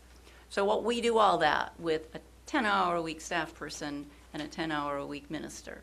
So I just want people to be aware of that and to be thankful of all that you do to make that happen, because that is no slight thing. And it's something that I remind myself frequently when I'm feeling really overwhelmed or inadequate, which happens with some frequency. That we have to cover all the same opportunities and tasks that large organizations do. Every single thing that a large congregation does, we do. But we do it with a whole lot less resources. So part of what that tells me is that we need to be appreciative, We really need to be appreciative of everything that people do and not take it for granted and not expect it, because it's a freely given gift. So I just want to say that I am so grateful for everything everybody does here. And I belong to a bunch of organizations, and I think this is one of the healthier ones that I've ever belonged to. So that may say something about the organizations I've chosen in the past, but it's also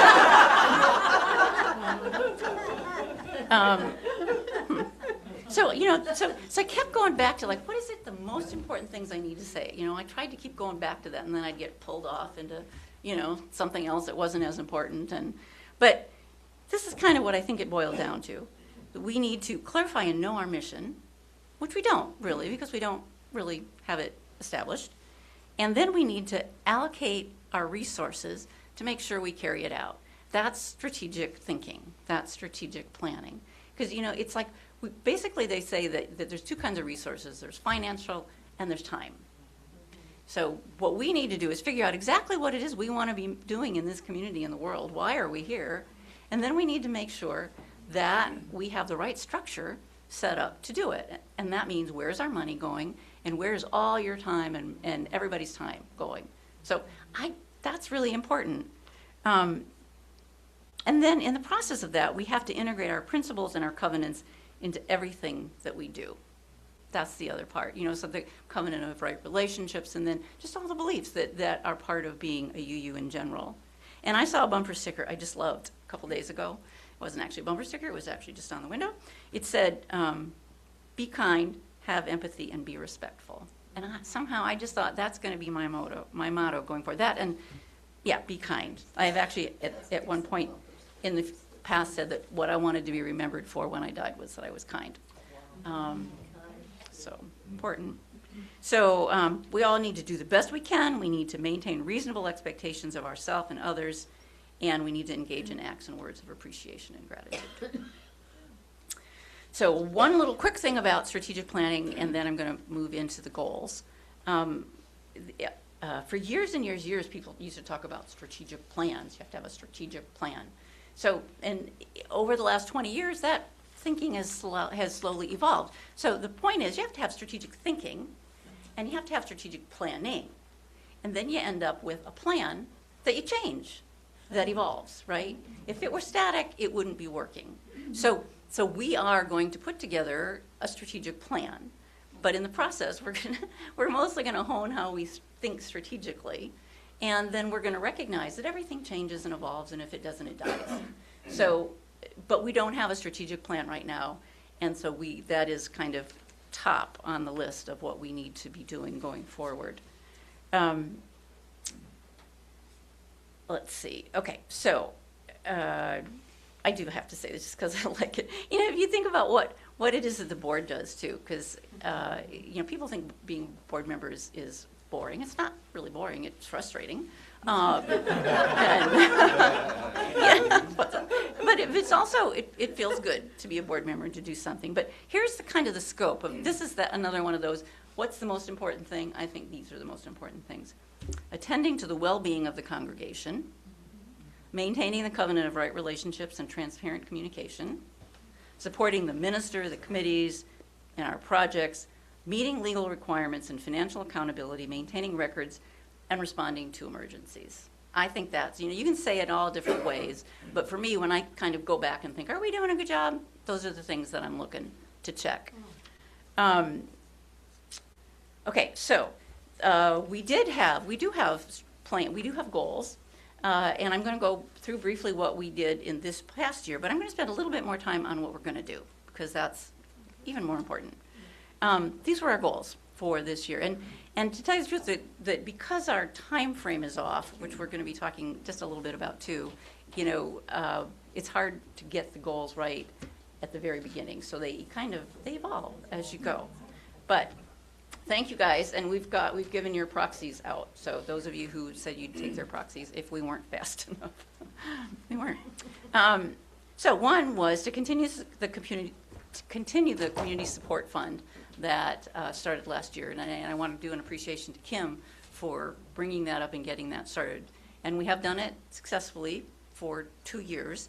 This year, Marilee, and she's going to talk a little bit more about this, but she has done the steps that we said we would do. She's written up a statement of purpose. She's pulled together a group. They've clarified guidelines, and they have made recommendations on funds. So that was good. Increasing VIU visibility in the community was our second goal. And I think, I think there's two pieces to that, and we've been trying to do them well. One is more collaborations in the community so that people can really see in a real way who we are and know who we are. And to do, have our social media be up to date and accurate. I think those are the two most important things that we can do to raise our visibility. Developing religious exploration programs. We did some great religious exploration programs. We did the stuff that you did, Starting Point. We did the active listening thing. We did the circle dinners. We did the women's and men's groups. And we still need to be a little more systemic about thinking about what it is we really want to put our energy into. So I'd say that we can click off that one halfway. But long-term planning, I think that the most important thing we did was put money in the budget this year for strategic planning to happen in a very organized way next year. As you'll see from the budget, as you've already seen, we have $1,500 in the budget for getting people to help us do strategic planning in a really good way. And they say that your budget reflects your values, and we put it there this time. So I think that's the most important thing. Building healthy relationships was our fifth goal, and I think we lived it out. I don't think we did a lot to really promote it, and we could have done more of that.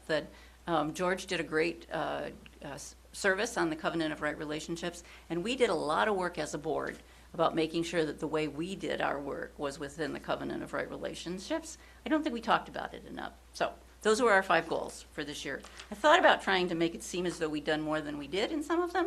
I thought, well, what the hell? No. we did good, and that was those goals.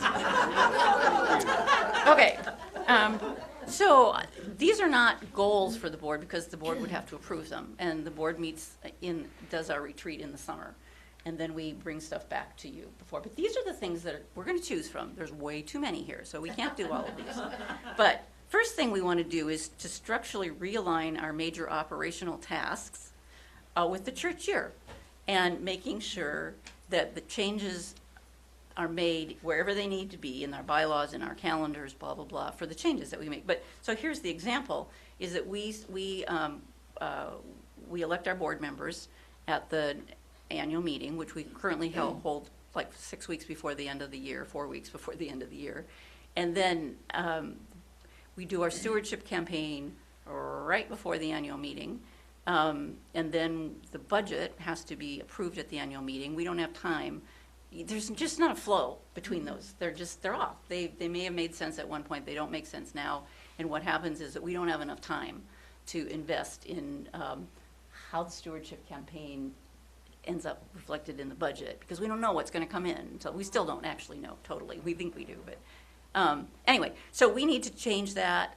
That needs strategic thinking, and we need to change the bylaws to reflect that, and the board calendar for sure.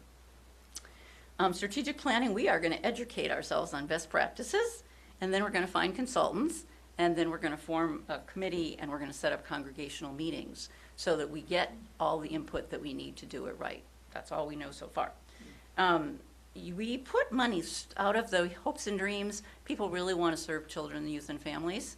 So we need to learn how to do that. We need to learn what the best practices are now for how congregations are doing that successfully. And most communities have not figured out how to adapt to the post-COVID, changes in societal stuff for children and youth and stuff. So we don't know how to do that. But we are going to learn, and we are going to make some recommendations for steps that we could try based on what we learn. And we have $2,000, I think, in the budget that allows us to go forward. We don't know exactly where that money is going to go, but it's earmarked for that purpose. The board roles, we're going to do two major things with that. One is that we will be amending the role of the vice president in the bylaws. But Mayor Lee and I have talked about what would be a good role for that person, and we are going to put that person in charge of supporting committees. And so there's some structural aspects to that, and then there's also checking in with the committees. We have a plan right now for how the board relates to them, but we don't really do it. So that's one of your best observational things if you come in is, what aren't you doing that you're supposed to do? Well, if you're not doing it, then it probably doesn't work. You're probably not doing it because people haven't bought into it. So those are two important things. These are not goals. These are just what we're suggesting to think about. I do think we need to define better what RE means to us, religious exploration. There's some wonderful stuff on the UU website that Alex has done some investigation of, and we just need to go back and look at that, because there's a difference between social connection and adult RE. They're not overlapping, but they're also different, and we need to think about that, and we don't have that structurally in anywhere. And leadership development, oh my God, that's always has to go on, always, right? The next generation of leaders, how you support the current leaders. And for us, Reverend Kaplow has pointed out that we have our board members doing way too much leadership of committees, and we need to pull that back so that they can primarily be board members, and so we are going to need other people to step up into those positions. And then we definitely want to review our bylaws and our board policies. That should be done on a regular basis, and I think it's important to all of us, and we recognize that. So that's what we want to do going forward. See, we can't do all that. But we need to prioritize what it is we think we can do, and then we will bring that back to you as we did this last year, early in the new calendar year. I think that's it. Okay. Any questions? All right. So thank you to Mary for putting up with my anxiety over the last 2 days as I tried wildly to pull it together. Okay. Mary Lee is going to come up and talk a little bit about the community support. Thank you.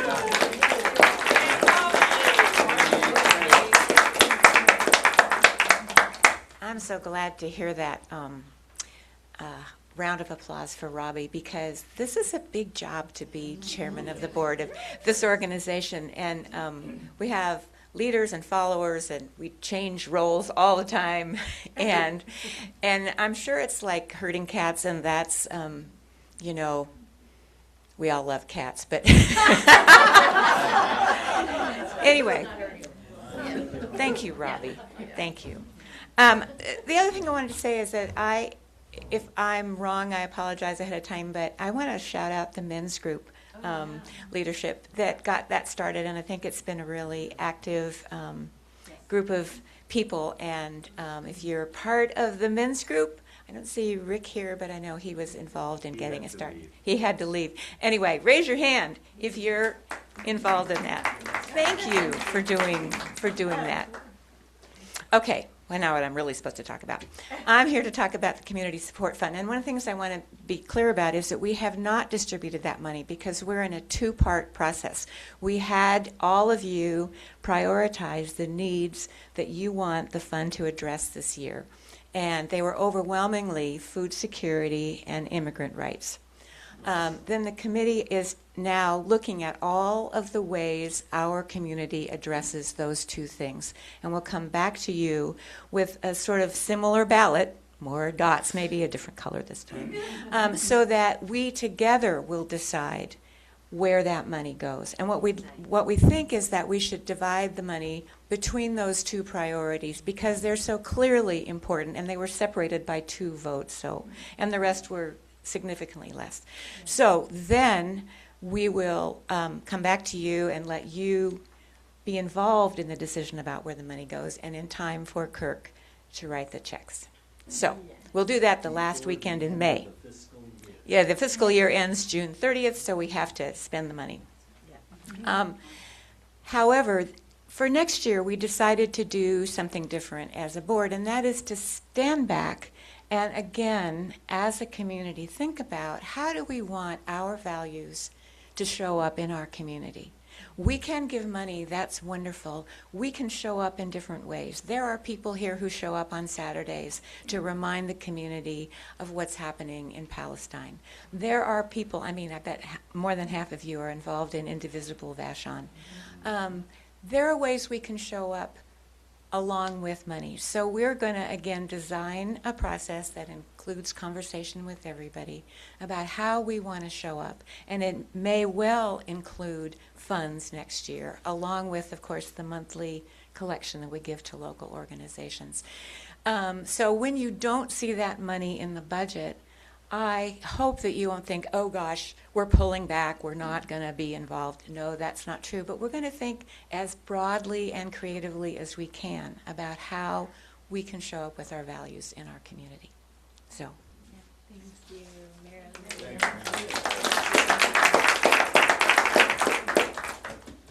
Now the part we all have been waiting for, the budget. So Kirk is going to come up and present that, and I just want to do an incredible call out to Kirk. He has been the treasurer for so long. And he's done such a great job, and he's so humble, and he's just like, yeah, all right.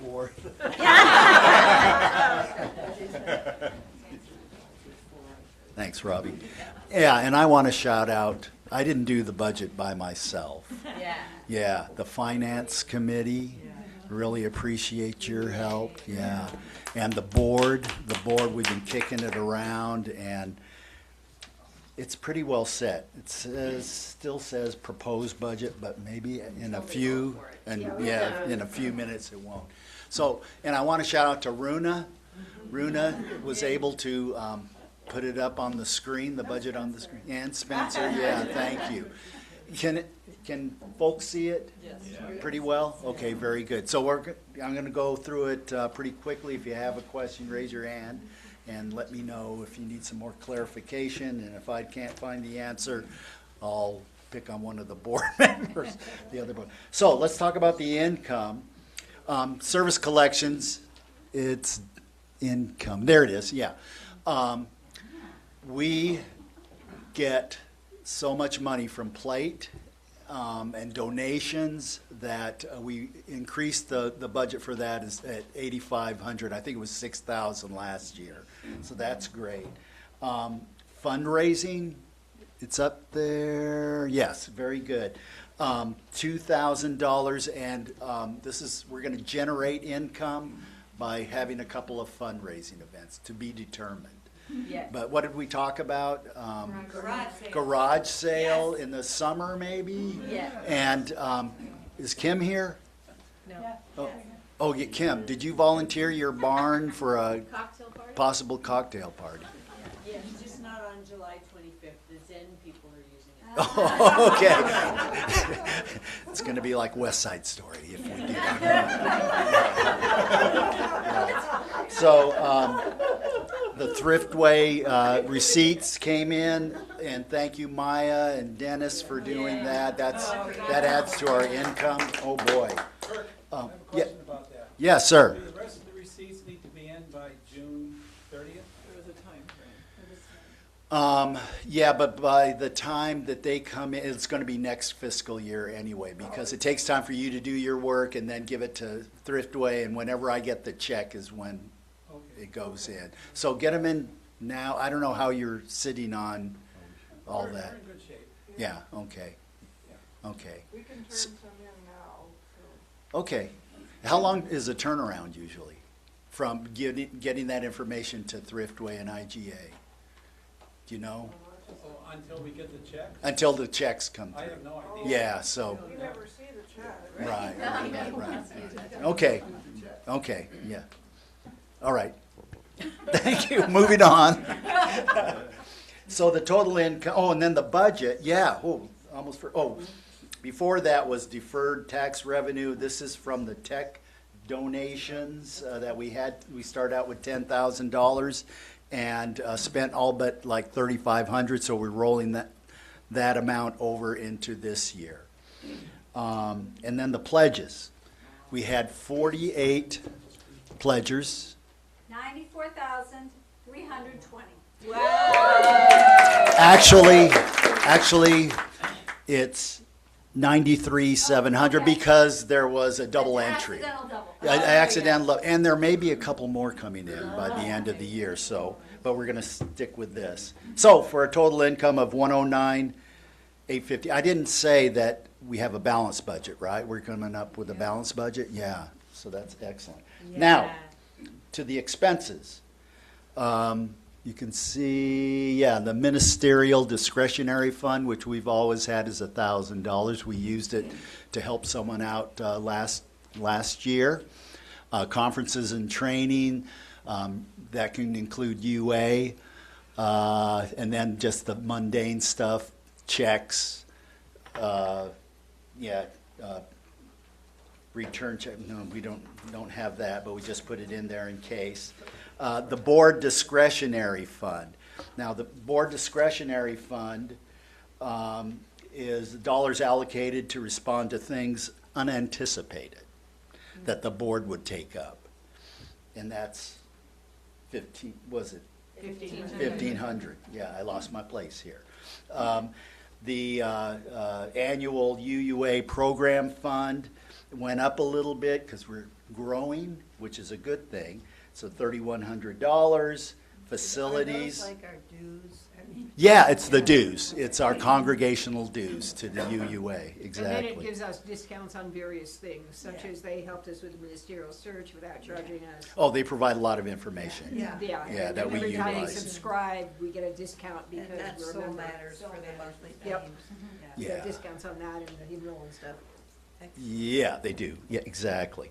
So facilities, rent went up just a little bit. We're at 17.1 on that. Utilities, that's been pretty even. The bills are starting to come down, which is awesome. And our insurance, and let me tell you, it's had a budget item as $1,200. It may be less because the UUA is changing their insurance company, and we're in the process of that. We were in Church Mutual, and now it's going to be, I think it's Gallagher Guide 1, something like that. I attended a meeting, and we're getting help with that. Okay, tech expense. There's that $3,500 that rolled over in income. That's the expense associated with it. Zoom is pretty constant at $100. We get a good discount because we're a charity, our nonprofit.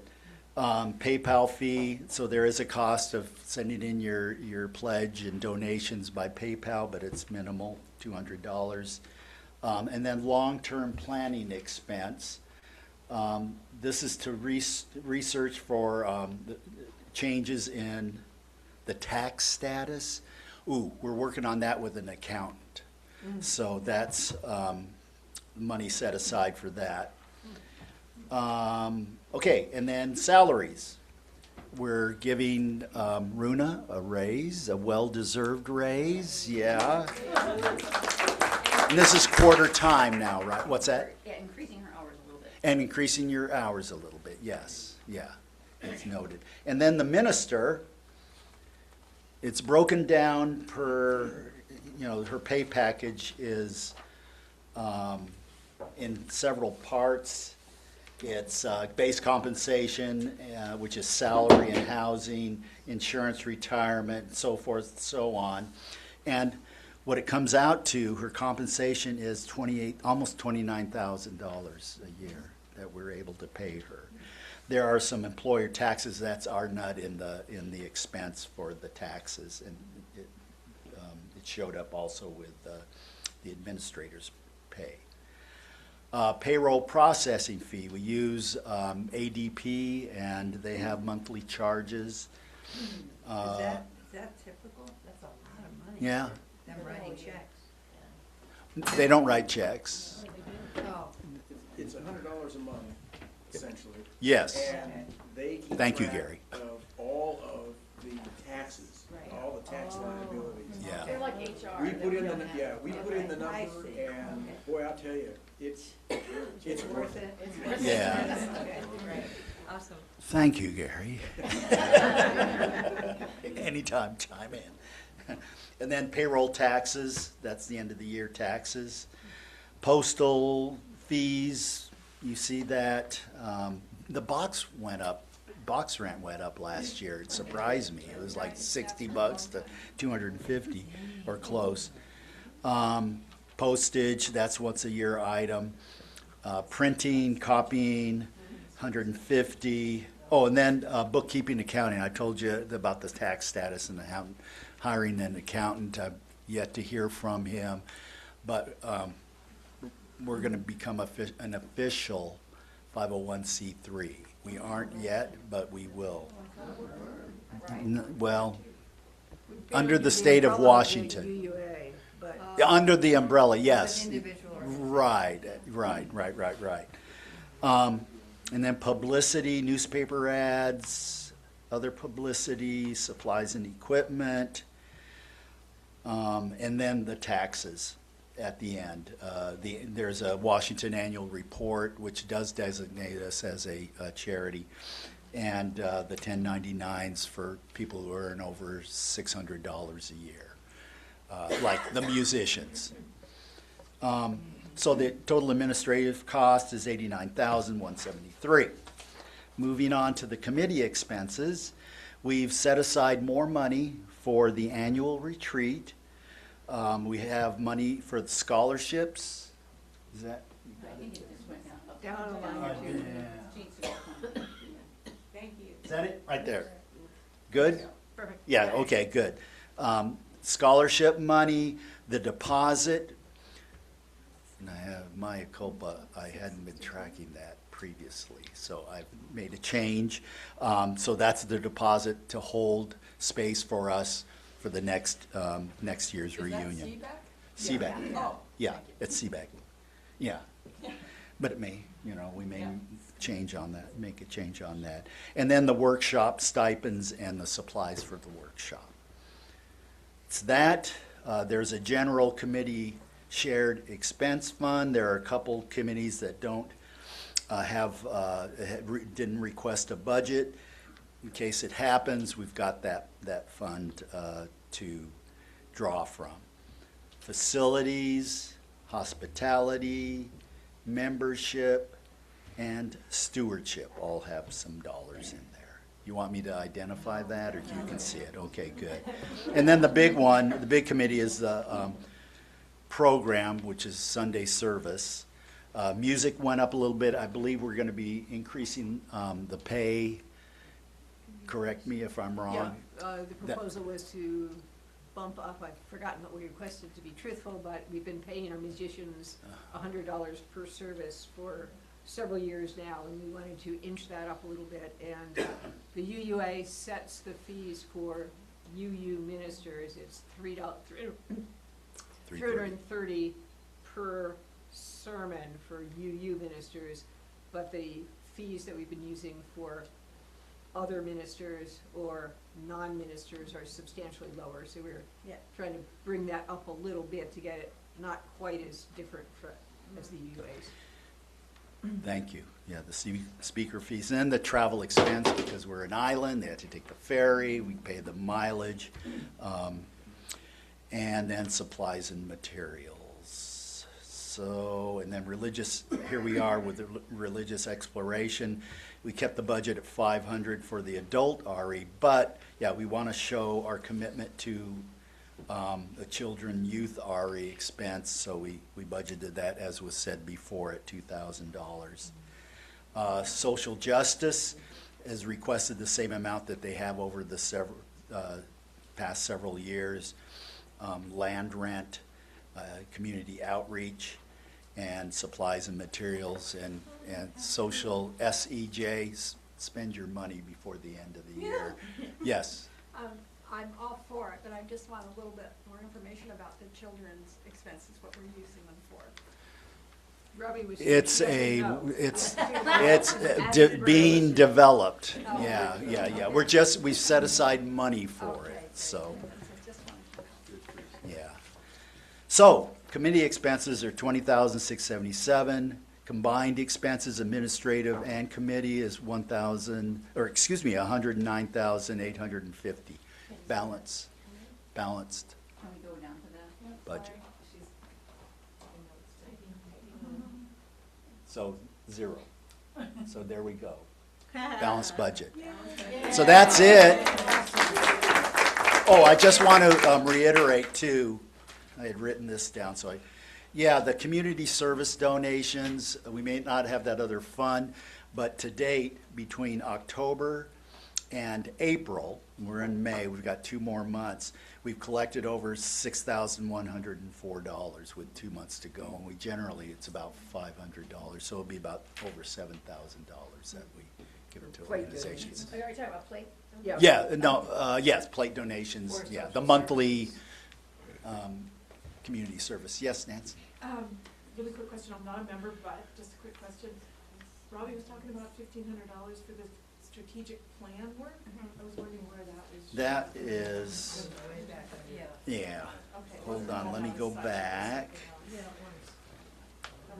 There's the board discretionary and program, nope, wrong way, Kurt. Here it is. No, keep going up. You're going to beat me to it. Long-term planning. Long-term, there it is, yes. Oh, thank you.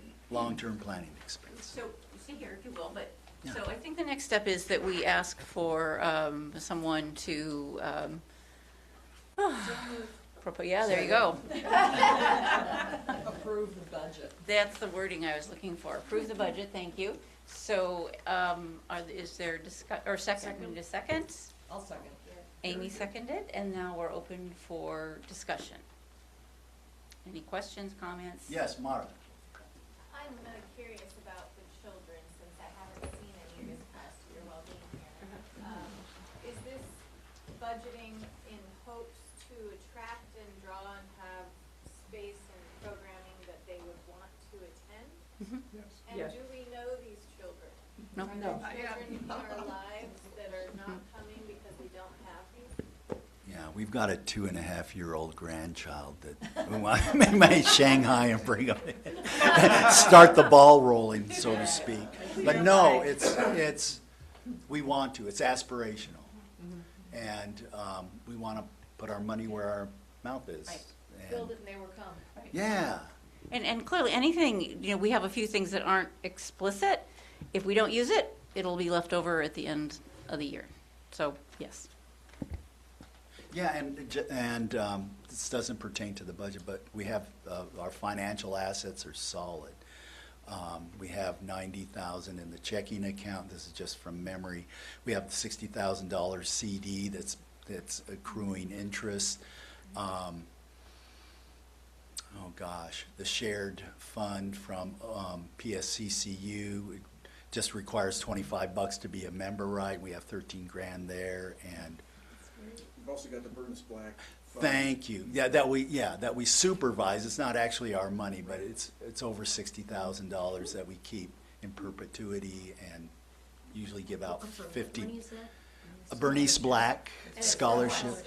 It's scholarship with the school district. Yeah, a senior, a worthy senior who has to work for it, basically, complete a catalog, a portfolio, and then they supply it. In fact, that's another ad hoc committee we could use next year. Yeah. No. Yeah, that's a good point. Every year, we would, a couple volunteers would review notebooks from the high school and grant the scholarship to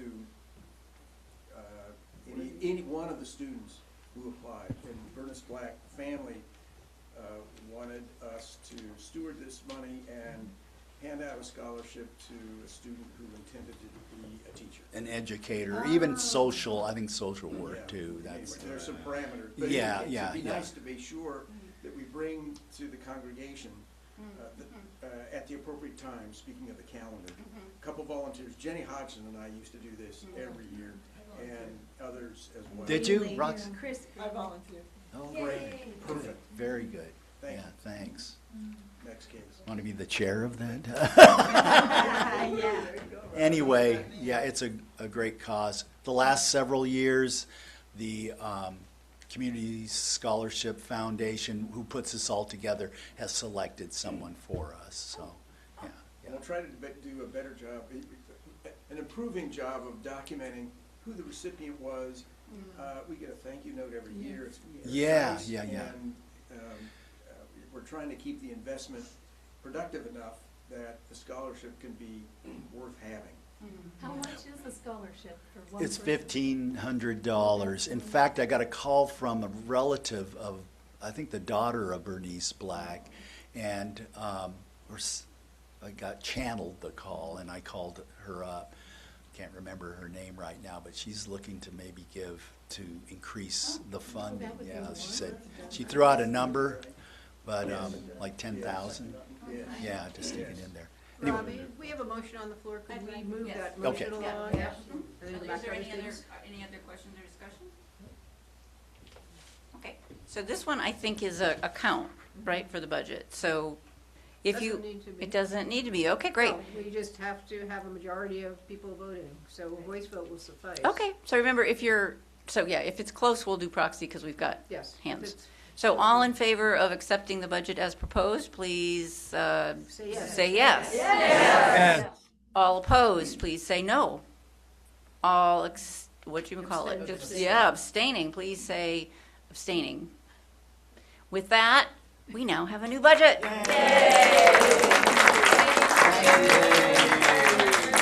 Thank you for being so generous. So much. Yeah, all right, that is the end of our annual meeting along with extinguishing of the chalice. Don't we have to vote on members? We did. We did? Well, we already Not voted members. for board members. We did? Yes. That was an hour and a half. I was just I don't understand. Gary passed out something. Oh, that's That's his just a committee. committee report.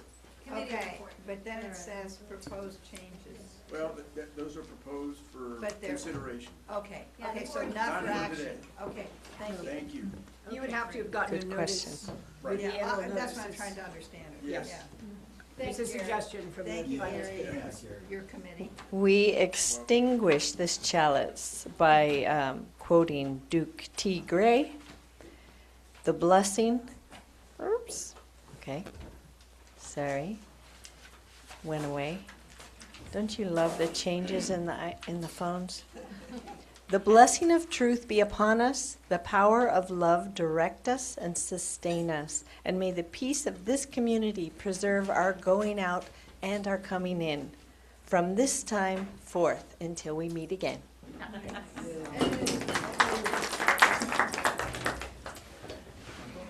Thank you, everyone. And now I think we need to set up a couple of tables if people want to help, and then help yours. Oh, and then we. Oh, I'm so sorry. Mary Lee has a resolution. I know you've all been waited with bated breath to vote for the action of immediate witness, which is promoted by the congregation in Florida, which encourages all UU congregations to essentially take back the 4th of July and celebrate our democracy and do all that we can to further it and extend it to all of the people who live in this country. It's not for the few. So, this is the action of immediate witness. The proposal is the American Revolution, a work in progress. Do you need me to read the whole thing? No. No. Okay. All of those in favor, say yes. Yes. Any opposed? Any abstentions? Okay, thank you. This will be forwarded to the UUA General Assembly in June, and we will be one of the congregations in support of this valiant effort. Thank you. Representatives going to the UUA? Not, I don't know. So anybody who's interested, we are entitled to 2 representatives. GA is basically all online this year.